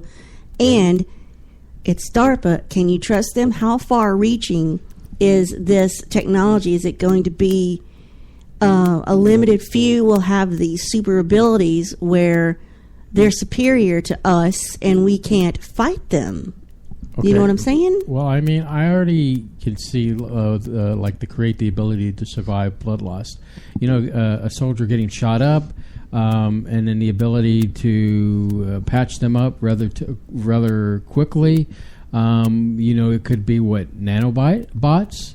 It could be, I've seen this device that looks like a tube that they push in and kind of like a syringe, but when you push it in, it's like cloth, like, okay, where'd that come? Did you hear that? Yeah, I did hear that. I guess we'll keep moving forward. What was that? Anyway, the clot where it looks like... bandages, but it's shoved into the abdomen to, I haven't seen stop, that, no. to stop bleeding. Well, women, I'm surprised you haven't cued in on this one, but women have had protection for many years from bleeding. Oh, you're saying it's some kind of tampon for where they wounds? inject it into wounds because that gives them enough time to survive and get to an OR and allow them to operate and save a life. So, I mean, there is technology that I could see on here that can, go from DARPA's, in your mind, sinister, clandestine thing, but they're wanting to take the next generation of defense technology and blend it naturally with machines, including biomaterials, that is, living cells, proteins, and DNA. And they already have research money to recreate the neural cortex of the brain to get it to respond to stimuli and recognize patterns. Hold me, I'm scared. The biodesign program that the BTO is going to do, that it will decipher how best to develop synthetic beings that are genetically engineered to be immortal while simultaneously made with a kill switch that can be enacted remotely. So, okay, do you recall, once again, we keep going back to Star Trek because they've explored almost all of these things already, where they were going to take Data and take him apart to see how he's made so they can make more of him.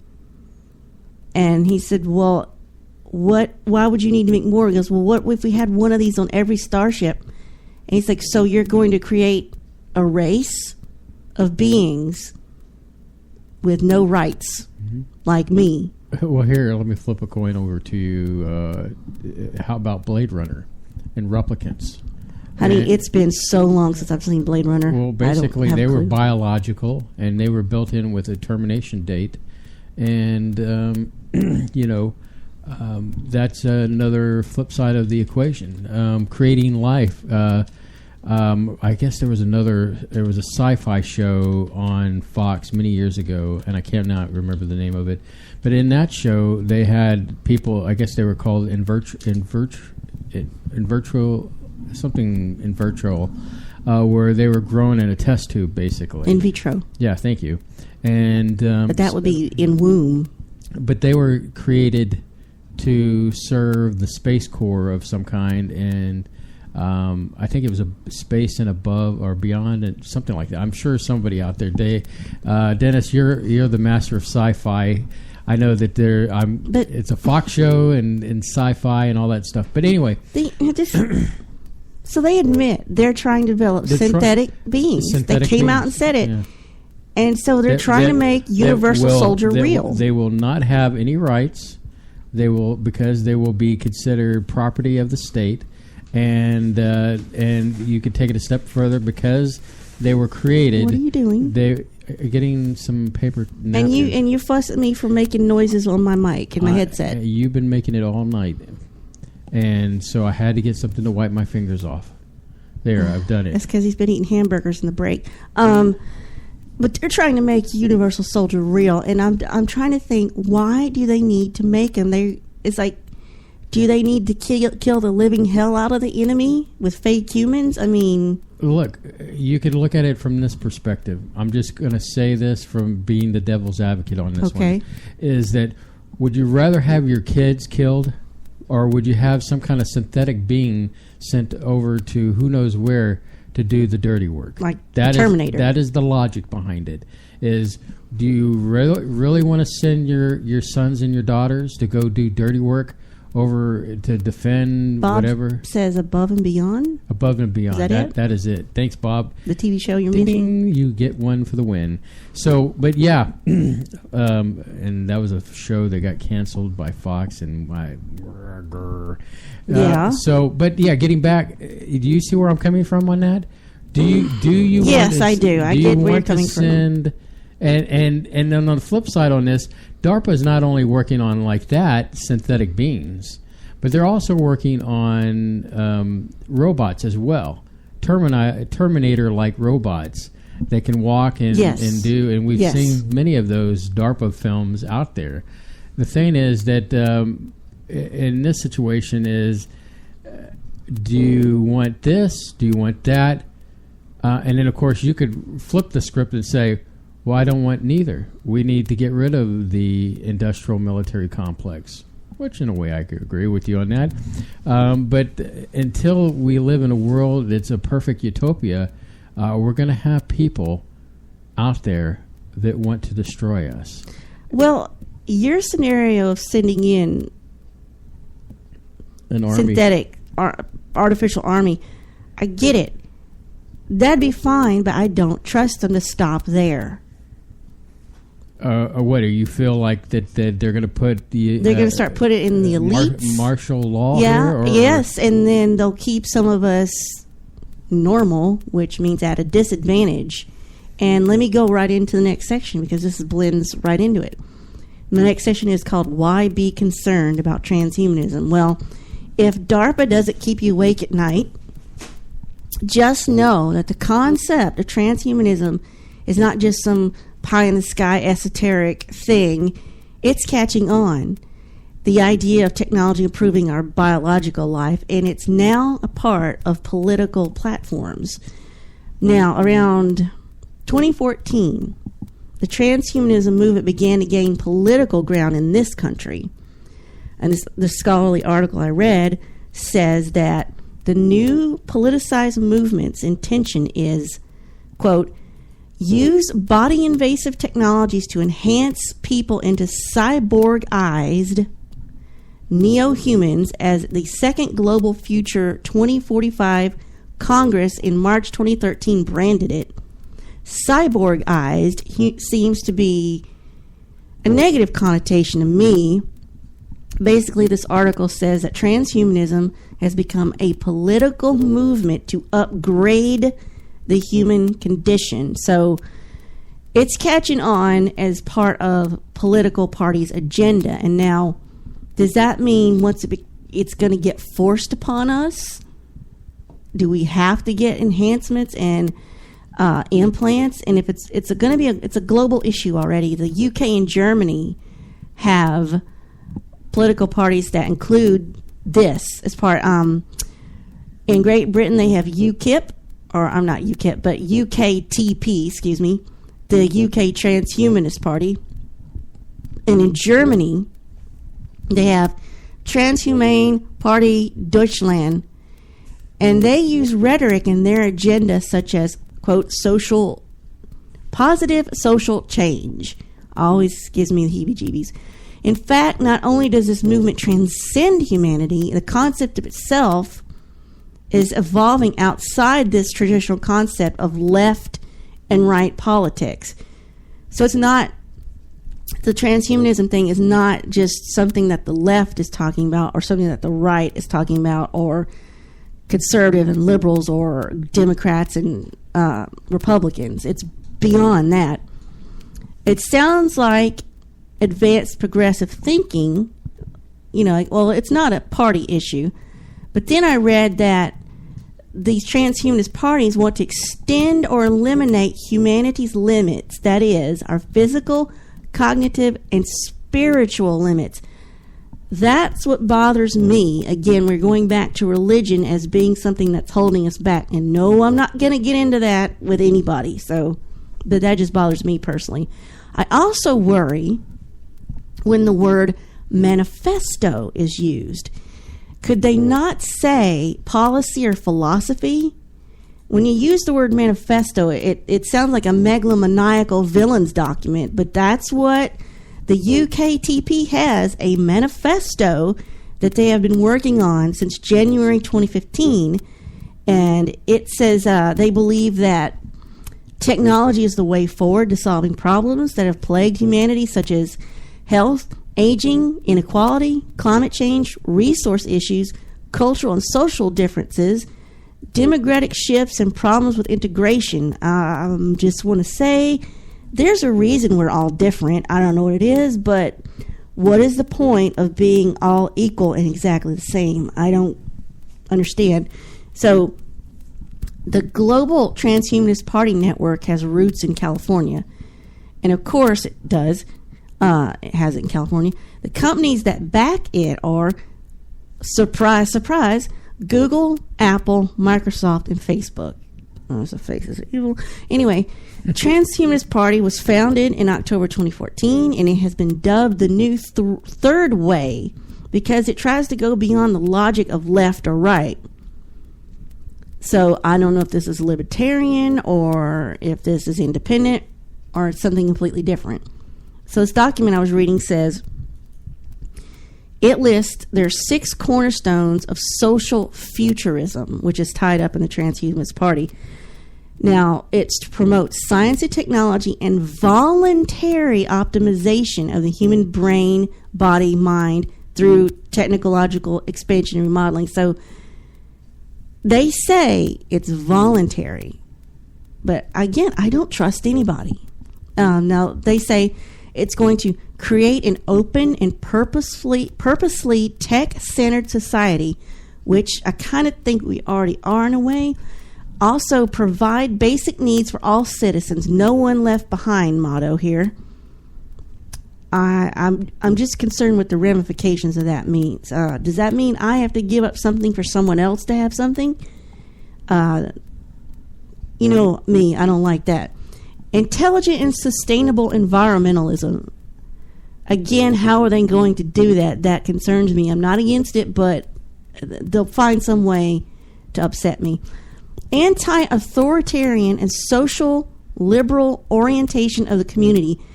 That terrifies me right there. Social liberal orientation of the community. Are they going to push agendas on me that I don't believe in? Full political decentralization and a volunteer army for defense. I agree politics is corrupt, and it always has been, maybe it always will be, but if you take it apart, what's left? Let's sidetrack for a second because Dennis just posted in the chat that something I was about to bring up, but I'm going to get to that. About the Greys and the aliens? Oh, no, not that. And well, I thought he's posted a lot of things. Let me decide. But anyway, he brings up a good point. What are the Greys? They're biological in nature. Some people have said that they're possibly clones. And then I've heard the stories of they could be us in the far, far future where cloning and everything like that has gotten to a point where they've come back to the past to try to help them in the future. Once again, using sci-fi related shows, Stargate SG-1, where I believe where they Loki's race and Thor. I forgot what they were called. I forgot what they were called too, but they had pretty much cloned themselves to a point where that they were the last of their kind, and I guess the species. It's a copy of a copy of a copy starting to degrade. You know, yeah, exactly. So that's what you encounter when you're talking about cloning. We also saw that cloning in Star Trek, but that's another one altogether. But the copy of the copy of the copy is something you risk diluting because I remember that episode. That was funny. Let me bring it back up because the reason I'm bringing this up is because catching up with the tweet. Sorry. The reason I bring this back up is that when we were talking about, I just lost my train of thought. I wish I'm sorry you hadn't left. Sorry. What are we talking about here? I'm sorry. It'll come up to me later. Let's continue and kind of go from there. So, but anyway, I know I'm at a loss. So would you take? Yeah. Until I can remember why I was thinking cloning and. Well, some of this we've heard about when we were talking about AI. We had our show on AI, where machines will replace us or certain job functions that we do. Now, if we have a transhumanist political party, it will fit in well with the proliferation of AI, I think. So, but my concern about all this is what it's going to do, as I keep alluding to this. We could start a third world war between transhumanists and non-transhumanists, or rather the haves and the have-nots, as you were saying. I read about this a little bit in that same article about the cochlear implant. It says, if people who are eligible for an implant then turn it down for one reason or another, that's their right. Also, the same if they're an adult, but this article explored the ethical implications of forcing underage children with hearing issues to having a cochlear implant like a baby. Is like, it didn't have a choice. Is that the ethical thing to do? But likewise, a person who doesn't want any enhancements, because they don't need them, could be at a disadvantage to the enhanced people. There could be so many people getting implants. They're getting that vision. You said it's not really going to tear us apart. They could be getting all these different things to integrate and go forward and be better and supra human. We could be seen as old and obsolete and hindering progress, the ones who choose not to do it. And who knows what the implications are when we divide like that. And I keep thinking about the movie. I've never seen it, but I know the premise is Logan's Run. Mm-hmm. Isn't that the one where they automatically do away with you when you turn 30? Yeah, when you turn 30, then there's this big old bash where everybody gets together and you float to the ceiling. And like a bug zapper, they kill you. Wow, I gotta watch that movie. Yeah, so we non-enhanced humans could be eliminated or just put in a zoo with all the other primitive animals. This could turn violent. The tensions could mount until war breaks out again between the two types of humans. And it would be no contest because, the enhanced ones would have the advantage. And my concern is that you tend to think a dismal view of humanity. And I guess this is where the dynamics of us, yin and yang, and I tend to think that there's a more optimistic view of humanity. I understand there's a lot of stupid people out there. That's not it. And then what is it? That human nature is, in order for us to get to this next level, it's like, strangely I'll quote Stephen Greer on this, but he's always talking about how we have clean energy. We have renewable, unlimited resources, but they're holding that stuff back because there's no profit in it and they can't get rich off it. So, until you remove humans' need for things and money and power and wealth and greed and jealousy and avarice, we aren't going to transcend. And that has to be all of us, every single human. And if you manage to find a way, the technology takes that away, maybe we do go to another level, but we're not. Are we still human? And it's the only, and I mean, that's one of the things that really defines us is, Vulcans always look kind of down on us because we're so emotional and and again, we keep going back to Star Trek because they've explored every aspect that we talk about. They were holding our hands in Enterprise because they barely evolved knuckle dragon ape people in their minds. They managed to suppress their emotions. They still have them, but they managed to suppress it to the point where they can get stuff done and pursue more, intellectual pursuits. I always thought they're a bit of a drag, but what happens to creativity? What happens to art? What happens to self-expression? Does that go away too to get to another level? But I'm just saying, this same article I've been reading talks about a man being born without a left forearm. And he ends up having the most advanced robotic arm ever. And it even allows him to feel, to simulate the feeling and touch. Like I said, I got no problem with that. But what I have a problem with is perfectly good limb, you take that off because you want some enhancement. You want like super grip and super strength. And another issue is, what will all this technology cost to enhance us? Are we going to get it divided up into, let's say you do want some enhancement even though you don't need it. So we're going to get divided up in how much we can afford, how much insurance will pay. Will insurance pay? Some of us can be left out and need the technology. This could further divide us and add more tensions and lead to backlash. A lack of equitable access can further imbalance us as a society, and it could weaken peace and freedom and even democracy. I disagree in the sense that you're using this one blanket fits all situation where it's either all or nothing. I think that you're going to have good and you're going to have bad out of this. Evolution of humanity has been not an easy path. There have been roadblocks along the way when man has reached a level of enlightenment. There are going to be people who are put to the wayside because they don't want to follow this path, and then there's people that have followed the path that that maybe shouldn't evolve in a sense of adding, technology to enhance their abilities.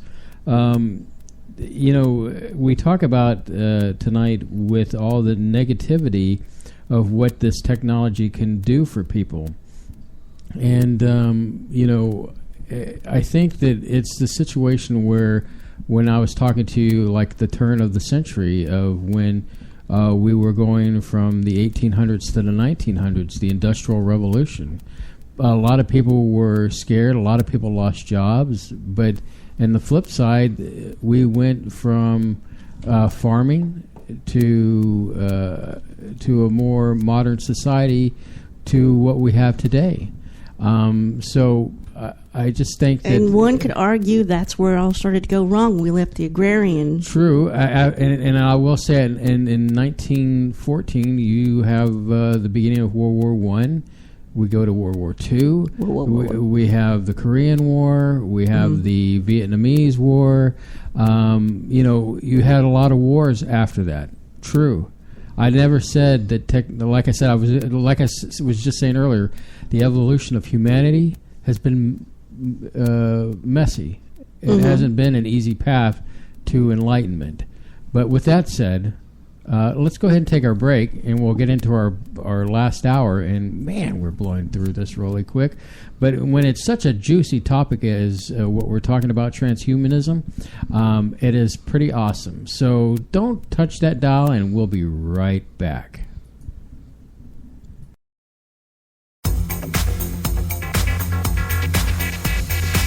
You are listening to Spaceboy Universe on the SBU network. Explore the universe with Spaceboy and Sir Lana.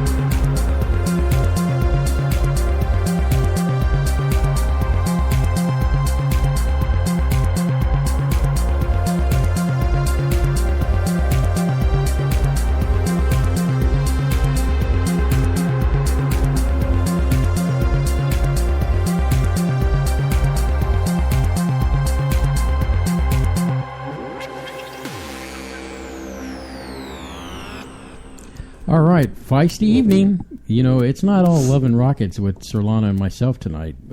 We have Nice obscure 80s band reference. the fact is that I kind of use love, hugs, and rockets in some of my sign-offs. So, but anyway, it's a subject matter that clearly that we straddle the ends of both ends of the argument, but yet some of it we come to the middle. But I guess now that we're back, you wanted to mention, Yeah, you were talking about the Transhumanist Party and as a political movement. The founder of the Transhumanist Party is Zoltan Eitzvan.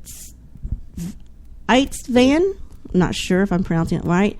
And please forgive us. Yeah, it'd be Eitzvan or Eitzvan. For him, aging and death are the biggest plague of our time, according to this TechCrunch article. They're proposing a transhumanist Bill of Rights that says it should be illegal to stop research on longevity and eternal rights based on religious and ethical reasons. I just don't know what to make of that statement. It just feels like, oh, we're doing this, and you try to stop us, you're in the wrong. And I don't know. The concept of eternal or extended life would challenge several constructs of today's society, ranging from healthcare to social services to pensions, insurance, it's the labor market. So if you live longer, that's more resources it takes to keep you alive. Unless the technology goes to the point where you don't have to eat, sleep, or work.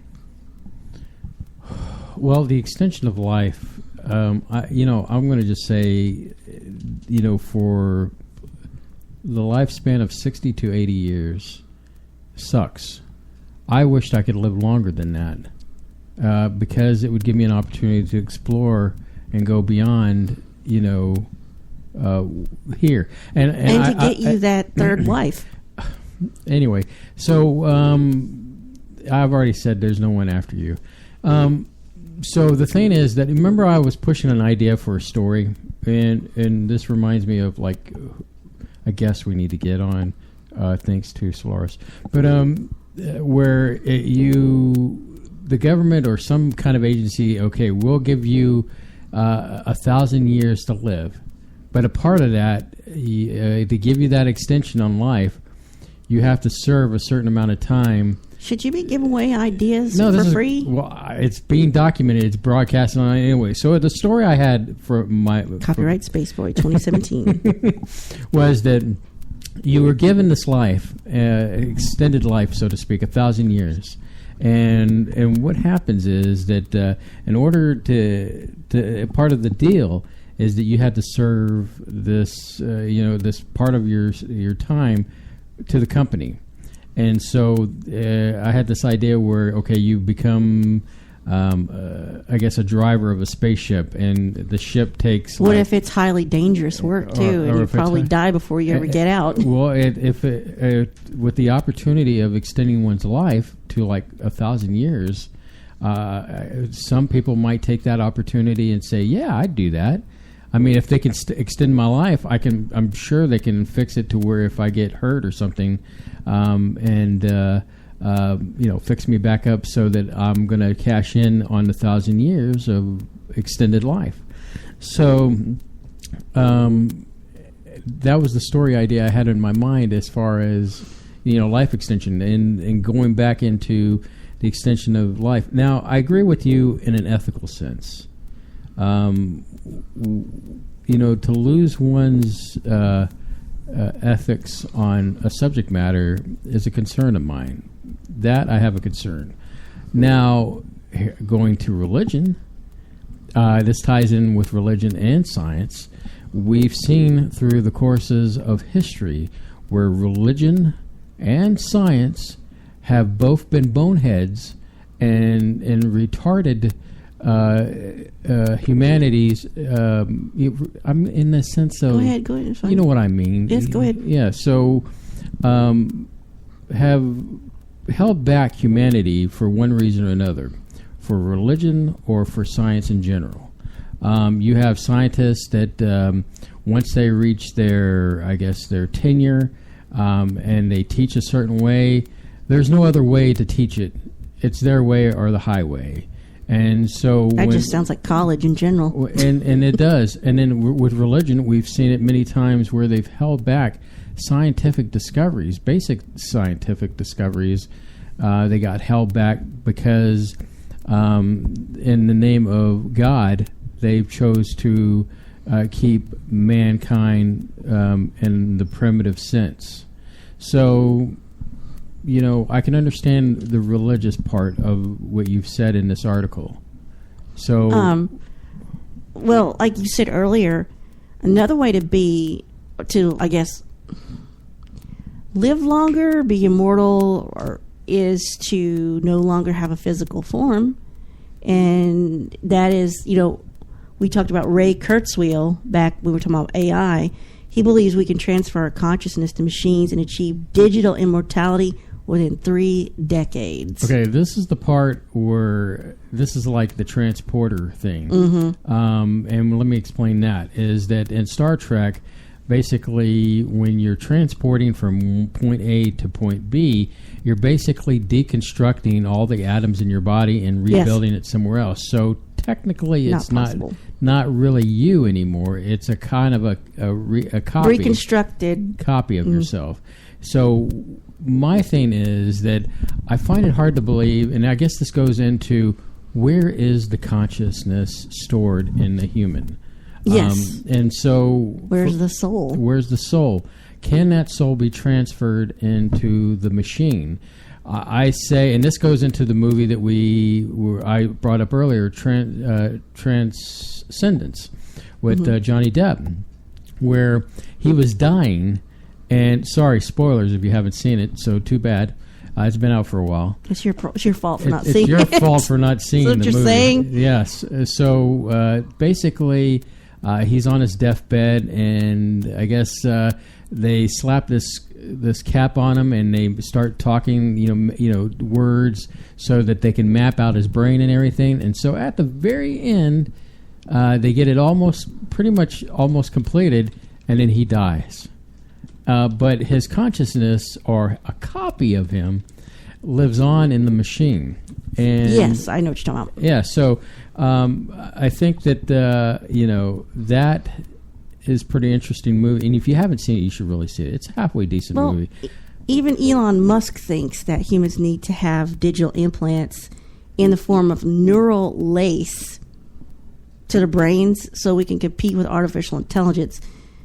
Really? Do we need that right now? I mean...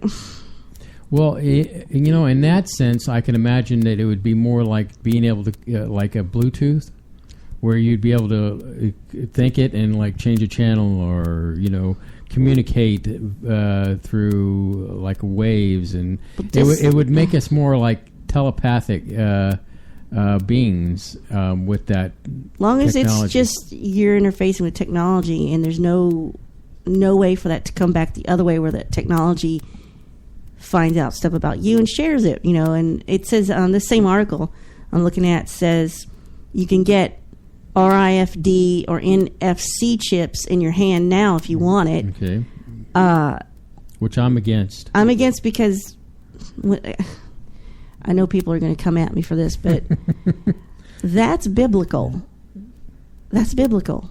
And I'm not going to elaborate that because I don't want to start a religious war. You're bringing up the biblical part. For me, it's like I am not going to work at a company that they're going to implant their technology into my body because we've seen some... What if I get fired and laid off? Exactly. Where does that go? You're going to have to open me up and take the thing out.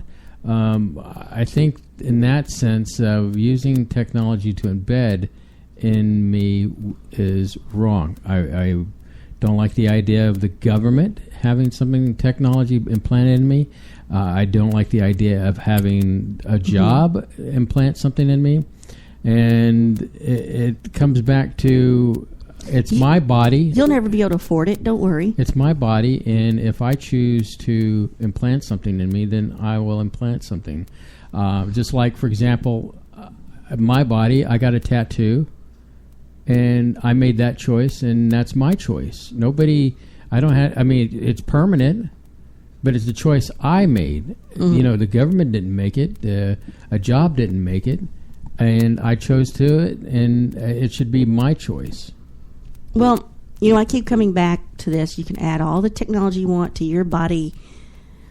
It's still, I mean, unless it changes or affects your actual nature, the way you think, the way you feel, it's not going to change us for the better or take us to another level if we keep all of our petty emotions, you know.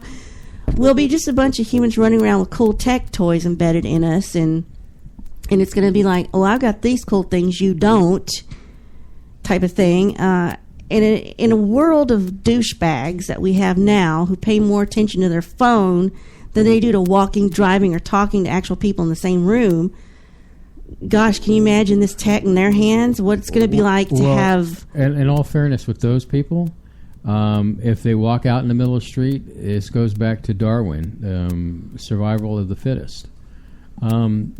Those people that have their face buried and not looking up where they're going deserve to have their fate determined for themselves. Well, that's not enough Darwinism to eliminate them. But so if just technology gets integrated with us, what will stop? You know, is this going to stop the violence, the greed, the jealousy, whatever? Is it already possible? And if so, can it change human nature? And we'll still be. And then if it does, are we still human now? Does transhumanism mean we do have to leave certain emotions behind? And I talked about the Vulcans. They've did this on a certain level. They do feel, but they managed to suppress these emotions so they can focus on other things. And then, I keep bringing up the Borg because they're a perfect example of having your humanity stripped away. You have some biological functions, and honestly, I don't even know why they left those. And whatever makes you or your species unique, the Borg take it away. A collective of drones with a hive mind for one purpose: make more drones, attack, conquer, assimilate. That's the extreme. So this economist named Ted Chu wants us to overcome human nature. He says we think that human nature is fixed and unchanging, but he expects the future to prove us wrong. Human nature itself will change, and with it, most of our existing social systems, all of which are based on conventional notions of human nature that will no longer be relevant. And in the cosmic paradigm, post-human cosmic beings will be more rational, altruistic, and free from domination of our base impulses and from the limitations of modern-day speech and thought. So somewhere across between a Borg and a Vulcan. Vulcans are rational. They can be altruistic, and the Borg communicate via telepathy through a hive mind using technology. And they certainly don't have impulses, the Borg. So neither do Vulcans unless they're going through Pon farr. And Chu hopes that the next step for humanity is branching out into a new human species, a new body types. And he also stresses for this to happen, change will have to start at the society level, which leads me back to transhumanism coming as a part of a political platform. That's how it's going to get into society. It's going to be a part of an agenda of a politics. So I also want to point out, when you and I were at Comic Palooza and we were playing with VR, we were partaking of transhumanism. Which is cool. That part was cool. The thing is, you just pointed out that not all transhumanism is bad. No, I never said it was. It's just, I don't trust DARPA to just stop at universal soldiers. I don't trust any people or set of people that get together and say, for you to stop us doing this, it's illegal. Like, who are you to, I just don't want it to be forced upon me. I don't want it to become the have and the have-nots and lead to World War 3, 4, 5, 6. Of course, I'll be dead by then, but it's not all positive, touchy-feely happiness And like it is for Space Boy. And I knew you were pointing the finger at me. You naive Pollyanna. No, I believe that, I really, you grew up in such He believes in the good of people. A nice father and a mother believes that that loved children you. are our future. And you would think it'd be the opposite because, my mother left me when I was 9, and, you would think I would be the one with, like, gloom and doom, and I really believe that there's got to be hope for the future. I mean, I know that the birth pains of change are going to happen as we, evolve into this next, I guess, age of whatever you want to call it. And I just think that not all of this is going to be bad. I do see that there is going to be some things that are going to have to be addressed. With change, it's never simple. Change can be messy. Birth pains into something new is going to be a challenge for humanity. Humanity is not perfect. Does humanity deserve to evolve into the next evolution? That is a question for the new age here. And there's a part of me that I'd like to see a new enlightenment. You basically brought up the fact that that a lot of this is so negative and dark. Well, the future is dark until we bring light to it and bring knowledge. Knowledge is the key to bringing fears to understanding, and with that knowledge, I think that it's important that people learn and squash their fears of what could possibly be coming down the pipe. Excuse me, just bless your heart. I don't even know what to say. That's not the answer. Would you like to elaborate further and take the counterpoint on this? You can't go around trusting people. You just can't. And you can't just go around putting yourself in a lockbox and expecting people to go away. I mean, it's just not that simple. I mean, I understand that there are bad people out there, but not everybody's bad. So you trust our government to have 100%? No, I don't trust our government. Okay. That doesn't. And you trust everybody pursuing these technologies? I don't trust everybody. All right. There is with like you're bringing up the blanket effect where if you don't trust these people, then who do you trust? You've got to have room to trust people. If you don't trust somebody, then you're going to just be one of those people that I have people I trust, but they're not in the government. You know what I'm saying? I have friends and family, but yeah, it doesn't go beyond much. You have people you trust.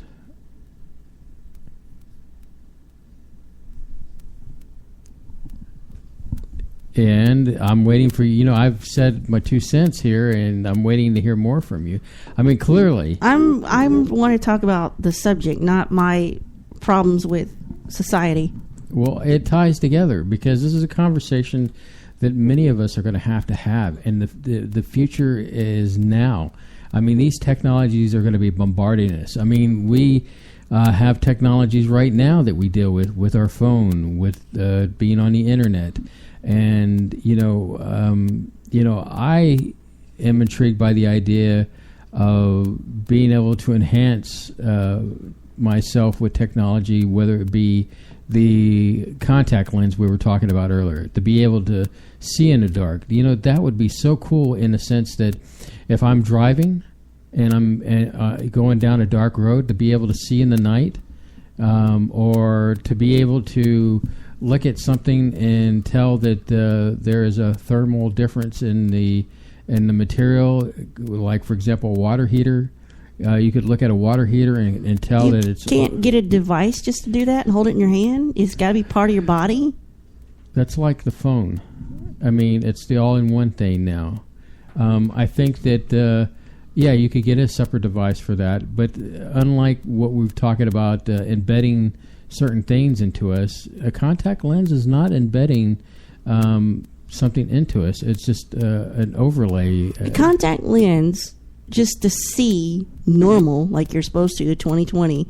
Some people are born being able to see. Some of us just prefer wear glasses. But why do you have to include night vision, thermal? Why? We got devices to do that. Okay, so you're denying my freedom and my wants to. And then if 90% of the public has that, and then the rest of us don't, it's just like a gateway. You make it sound like those who have super enhanced contact lenses are going to be the new world order in some way, or that's part of it. Yes, and that's what I'm using it as an example. I don't see that as a technology, but I can imagine the technology that I'm intrigued by, like the Matrix, of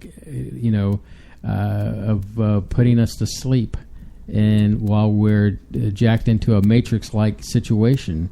I could see that, where our oppressors are not necessarily the machines, which they could be, but the oppressors are those like the Illuminati or the yes, one world it's going to get into their hands, and that's a concern, and I could see that. But technology like the contact lens, I don't see that like the Bilderberg Group overseeing us, and now that we have these implanted or contact lenses are not technically implanted, then they're going to control humanity and put us into the haves, the have-nots.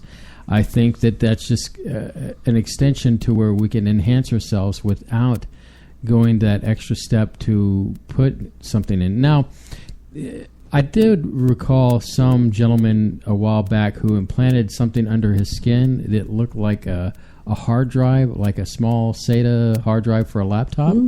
And it had the ability to scan things, and you could, it could talk back and forth with a computer. It was real primitive and basic. And I thought that was a little extreme considering how huge that particular device was.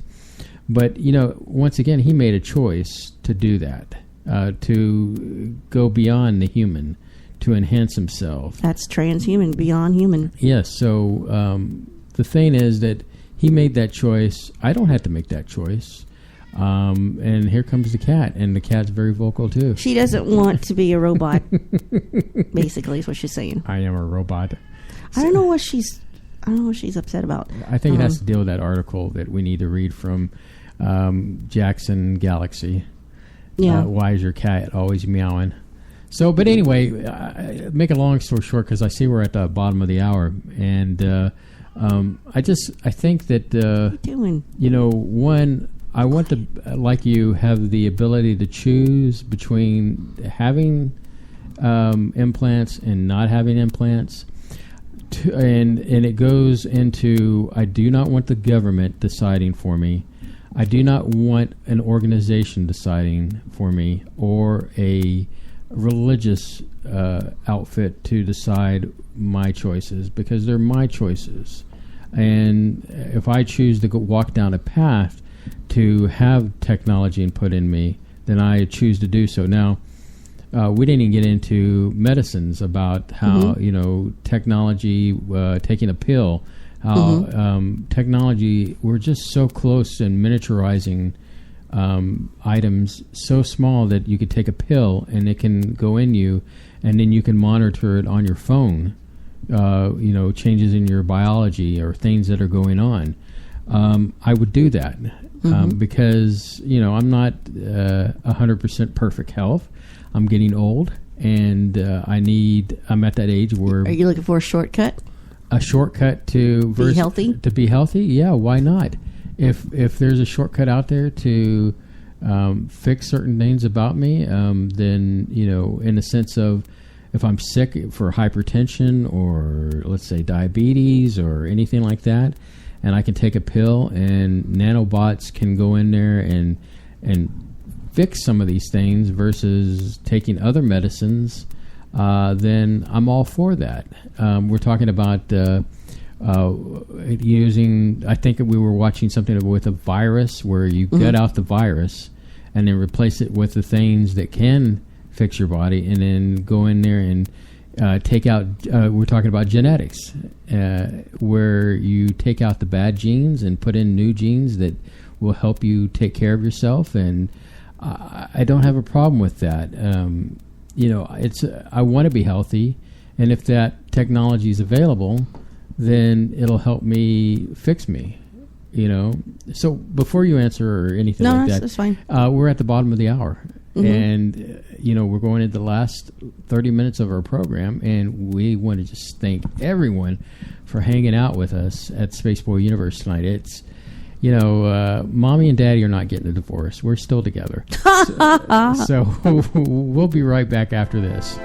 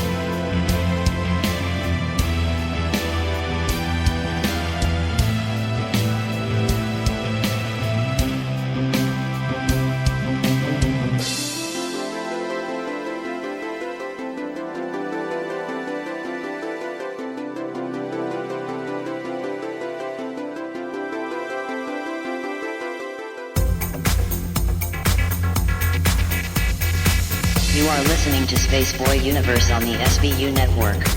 Explore the universe with Spaceboy and Sir Lana. Yes, explore a universe, and usually sometimes it's copacetic, and other times it's like we're on opposite ends of the universe. And tonight is one of those nights where, we value a good relationship. It values each other's opinion, and just like we value everyone's opinion, we value each other's opinion mostly.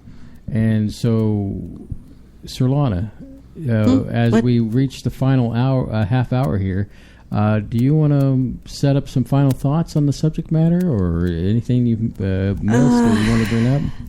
I wish I could remember about the cloning part. Yeah. I don't know. Just be aware that this is a real thing. Maybe go do some research on your own. If you're kind of undecided if this is something to even take seriously, yes, take it seriously.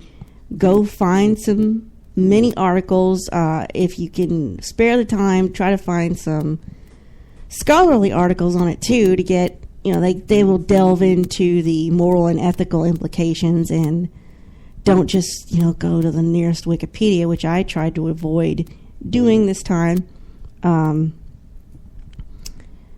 Just keep in mind that I think that it can lead to a situation where some of us could get enhanced, some of us won't, and I think that could divide us at some point. But I think that you won't be able to afford it to start off with. I mean, I don't imagine they're going to let some of these technologies come out that DARPA's wanting to use to let it come to the general public. I don't see that happening because, why would we get to have a good thing? So. That's it? That's your final thoughts on it? What? I spoke all night long, dude. Okay, so basically where I stand, Spaceboy is talking now, there's good and there's bad in everything that comes across. Hamburgers taste delicious from wherever you get your hamburgers from. Actually, eating too many hamburgers can make you sick and puke. I hate to put transhumanism into the basic sense of that. You have good things that come out of technology. You have bad things. You have good people. You have bad people that are clandestine to, I guess, see out certain things according to their beliefs of the way transhumanism needs to be. You have DARPA, which clearly develops technology for the military. They take an angle in the sense of trying to develop technology to help their people survive, their military people survive going overseas and fighting for wars. On the flip side, we might look at that as like, okay, that's creepy in a sense, but they're just trying to do a good thing by the people, by giving an alternative to say, we'll send an artificial life form versus actually sending our children to war. Some may look at that in an ethical sense as creating life and sending that abroad to fight on our behalf, ethical. These are things that are coming up now. We weren't forced with these decisions before, but now as we're developing life forms, we're developing, I guess, artificial life and AIs. Mm-hmm. The questions will come along that we've seen in Star Trek. Is this person sentient? Is this person deserve rights? I mean, we've never been faced with making these ethical decisions. There's not really things that are out there. You could apply that to some AI, I think, too. The thing is that as we move forward, it'll be a bumpy transition. Just like I was saying, the evolution of mankind has never been an easy one. There's been bumps in the road. The birth of evolving have been, filled with pains. But once we get past certain points, it's like we reach a new age of enlightenment. So that isn't, in my mind, important in the sense that we grow. Muffin, sorry.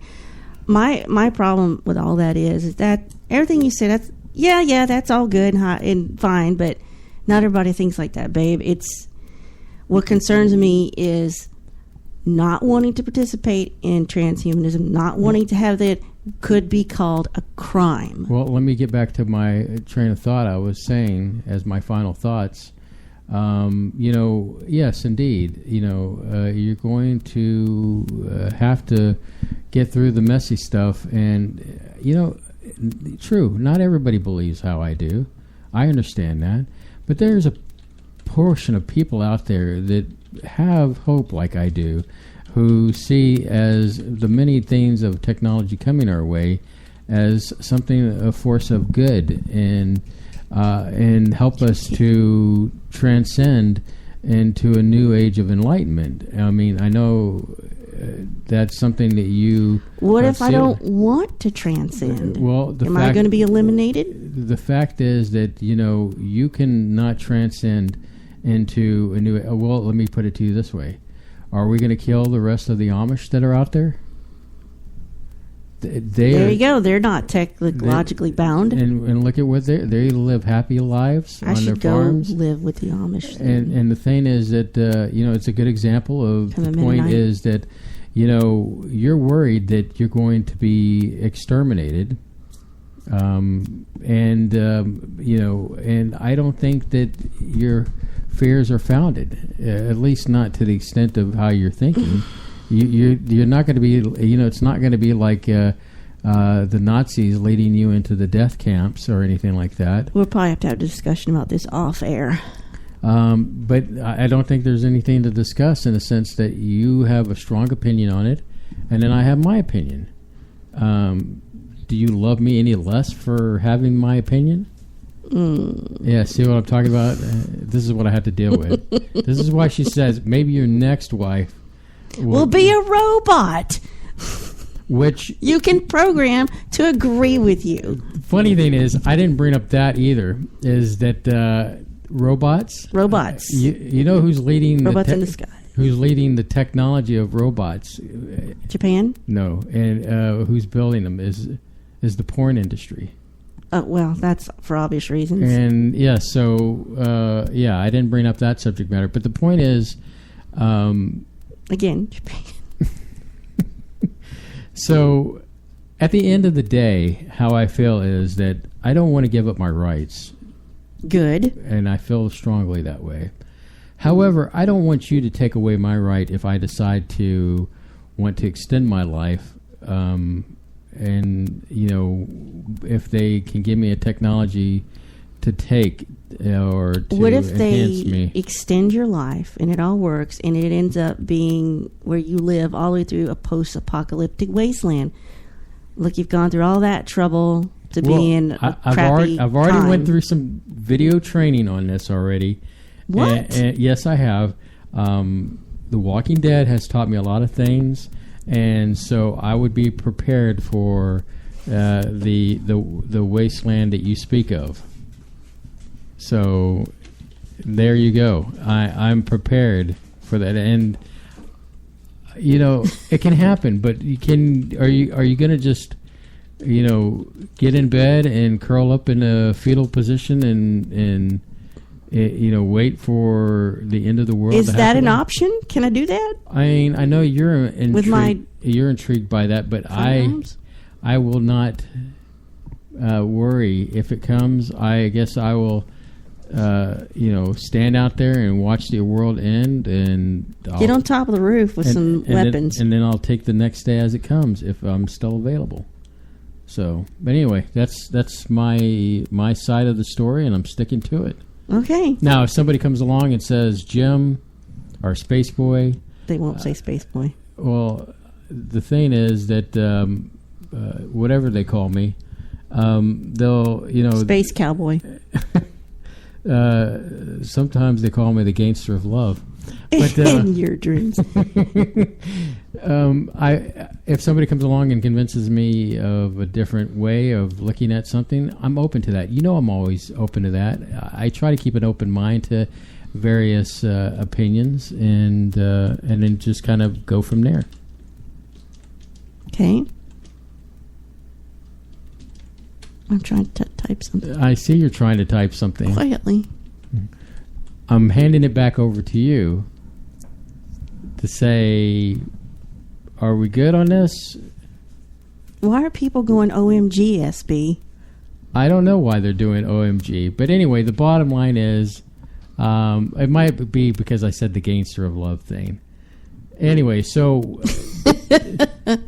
Yeah, I would say that too. So with the final 15 minutes, Sir Lana, I guess we're good as far as transhumanism. And good. And I wish Put it you to would. bed. I wish you would. While we're on the air, focus, and let's try to give a hardcore 15 minutes. Because you know why? If we don't give this last 15 minutes all we've got, we're going to be slapped by Patrick Score. Yes, got to keep the energy up. Keep the energy up, and I think tonight's been a great energy giver. What do y'all think, Space Because Cadets? you irritated me. I irritated you. Yes. Why? Because I don't follow your opinion on this. Yeah, I think you're not clear. I'm not clear. How am I not clear on this? I think I have opinion. I think your main concern is that you do not want to be dictated into whatever thing, and you're like that with just anything. And I don't want society to become divided over it. I could say, hey, could you pick that trash up? And you will look at me and raise your eyebrow, and you just tell me, like, you don't have to tell me what to, you're not my daddy. they're singing Fly Like an Eagle. And now they're doing Steve Miller songs. Yes, Steve Miller rocks. I mean, you have a certain level of stubbornness that you take offense if I tell you something and it sounds like I'm telling you what to do. And so I understand where you're coming from, that you don't want to be told what to do. I have a terrible problem with authority figures. It's fine like that. I think to some degree I have the same feeling because I want to be a master of my own destiny. And I don't want to be told what to do in that sense. I mean, I'm pretty decent when it following the rules to a certain extent, but then I guess as the older I get, I want more ability to control what I do. And so, you think technology will let you control what you do? Well, I know that they were mentioning in the chat room about creativity. I think it was Gene. And I think that there's going to come a time where you can put some kind of technology on your mind or your brain or whatever and be able to think music. Could you imagine to be able to... That I would like. To be able to think it and it becomes... or you've often talked about how you've got great ideas of art in your head, and I can't execute it. And there's a disconnect between your brain and getting it out. Getting it out. I think to some degree I have the same affliction as you do. There's great music in my head and art in my head that I see, and I have a disconnect, at least on the art sense. I wish there was a way to take a picture of it in your brain and then get that out without you having to, Well, like I said, that technology that they've been working on, where they can take images of inside of your brain where you're thinking something, like say you were thinking a tree, and it looks a little bit like a tree, not quite, but it's not quite right. It's not quite right, but the technology's coming on. I want to be able to record my dreams clearly, like I used to do on a VCR, and watch them back, be able to write them down, and make money off it. But I want to be the only one that has that technology. I don't want anybody else have it. But the fact is that you say you only want to be the one that has that technology. I think that I won't tell you about it either. From a creative standpoint, you could have anybody that has that technology, but you would worry like, okay, well, how can I make this, sellable? How can I make it whatever? Well, your idea is not the same as somebody else's idea, and how you to be able to, I have we all have our abilities. Okay, let me get my thoughts straight on this one. Okay. When we look at the universe, we're looking at the universe how we've been brought up as. So from your perspective on growing up and everything and how you've seen the world around you, is going to be much different from how I've seen it. Yeah, so you've had a different experience. Your interpretation is going to be different. So the creativity aspect of where I was getting at with this conversation is that when you create instantaneously and able to reproduce what's in your mind, that uniqueness will still be there, just the same as someone who paints or plays music or whatever. But it'll be unique to that individual. Some people do not have the creative gene. Would you agree on that? Maybe. So I don't think... Maybe. Well, I don't know. No, seriously, you have people that are analytical. So they're not going to be really great on the creative end, but as far as on the flip side, to be able to crunch numbers and blah, blah, blah, and to be able to translate that in, just like with the art and the creativity, they'll have an advantage there, and it'll be unique from them. I think the Space Cadets have been drinking. Okay, that's fine. We'll let them drink, enjoy the show. They're starting to break down and get slightly incoherent. Well, that's fine. We still have 10 minutes here to be coherent for our guest, our listeners. Thank you. So, at the end of the day, that kind of technology would be awesome to have. Yes, that would. Okay, so we can agree on that. That's one thing we've got. Other than breakfast at Tiffany's. I was waiting. I was waiting for that. I knew it was coming. So, that's called being married too long. Once again, as we move towards the future, our ideas and our concepts on the subject matter will grow. They'll change. They'll evolve. I think at the end of the day, what I gather from you is you're very concerned about being told what to do. Yes. And I totally understand where you're coming from on that. We can both kind of agree on that. Even on a small scale, Mm-hmm. I don't like being told what to do. I understand. So, but other things, taking the pill thing to help fix health, or gene therapy to fix other issues. There's stuff I am for, and then of course, like for example, when I was talking about the guy who implanted this device under his skin that was like the size of a small hard drive, I would not do that. But I would not take his rights away from him to say, no, don't do that. Because that's his choice to do. I wouldn't either. I just don't want it to become a movement where everybody's got to do it, or else you're going to be eliminated. Right. And I guess that, that concern of having people tell you or dictate to you what is going to happen or not going to happen, which goes back into being told what to do, is when it's off-putting. Mm-hmm. So, All right, Solana. Well, I guess we can wrap the subject matter off, because I think Patrick, I tried hard to keep the energy going tonight. But Solana seems to be dying out over here. So, well, I'm hungry, and that's all I can think about right now. I'm so hungry. With the last few minutes, Solana, we've got about 5 minutes. I know that let's do housekeeping. Let me see something here real quick. What do we got? We've got 1, 8, and then what? 1, 8, 15, 22, 19. Bingo. Those are the next Saturdays in the next month. Okay. All I know is what's coming up next. That is all I know too. We have got to get our crap together. No, you just need to eat before.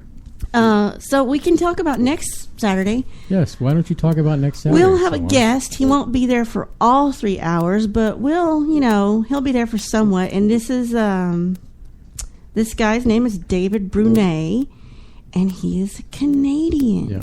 Although he lives here.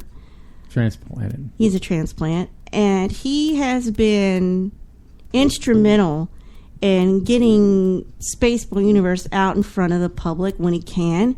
He is the coordinator of Houston Mini Maker Fair, and he will tell us about the big, awesome, exciting thing that has happened to Maker Fair. He is also the guy who got us to Comic Palooza to exhibit, not just, run around. So, And we've done Maker Fair.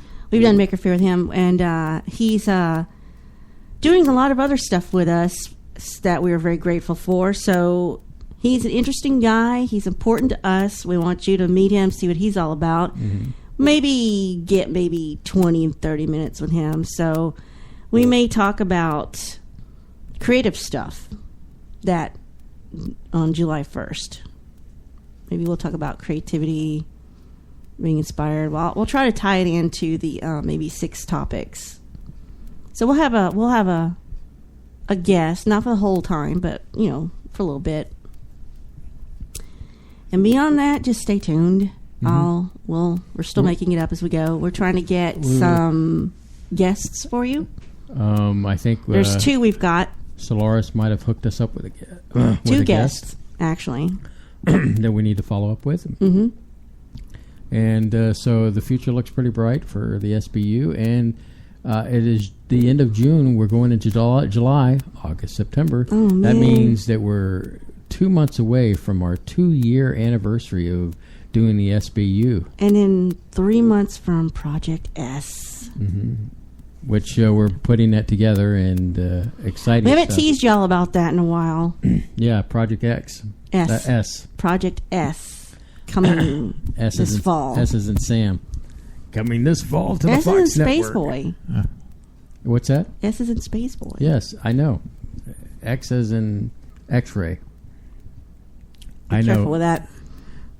So we've got that coming up, and anything else? Yeah, I just want to do a commercial real quick. If you're interested in advertising on Space Boy Universe, reach out to us. Contact us at spaceboyuniverse.com. Right now we're doing a special program, the 30, 10, and 30, 15, and 10. And reach out to us, and if you're interested in advertising, let us know. We'd love to bring you on board. Advertising very affordable, and we definitely want to bring some people on board. Yeah. Anything else you would like to add? A witty story before we? Did you get to all your? I'm just sad because 2 things happened to me this, and it's part of the reason why some things aren't been updated and hasn't been as much social media like normal, because my personal computers died and one of my major external laptops, which had a ton of stuff on it, pretty much my life, died unexpectedly, and that's pretty devastating. But on the flip side, we're getting you a brand new computer, but it doesn't have my old stuff on it that needs, so which is not a big problem, because as Super Tech IT Guru, I have the technology to pull data off your old computer. In fact, that hard drive's dead. Speaking of the hard drive on your computer, no, this external one I've had, it's gone. That's the one that had the critical info on it. Did you put it in the fridge? I've seen it 2 times. I did. It's dead. It's gone. It's clicking. So putting in the freezer. How long did you put it in the freezer? Overnight. Okay, and did you take it out and then plug it in to see if it worked? No. Okay. Not immediately. You have to go from the fridge to trying to pull the data off immediately. If you let it thaw, then there's a chance that it's not going to work at all. I think it was way gone. It was way gone. Okay. Well, we'll have a conversation about that later. Sadness. I think that the data can possibly still be retrieved, but I wish. I think you just probably need to give it to me, and I'll take care of it. All right. Okay. On that note. So as we say goodnight to everybody, we thank you all for showing up to Space Boy Universe tonight. It's been a great night to see all the Space Cadets in the chat room and on the Twitter wall. Man, if you've seen some of the pictures of the new studio, then you know that we have our little screen behind Solana with all the tweets and stuff, and it's really cool because we can definitely have, hey, Dennis, put this up. Hey, Dennis, can you find this and put that up there?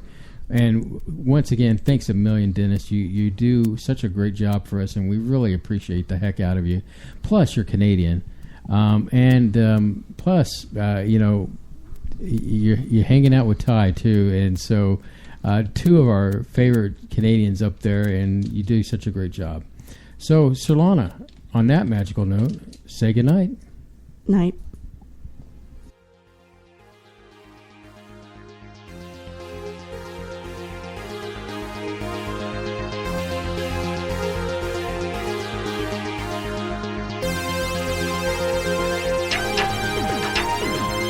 Spaceboy Universe is hosted by Spaceboy and Sir Lana.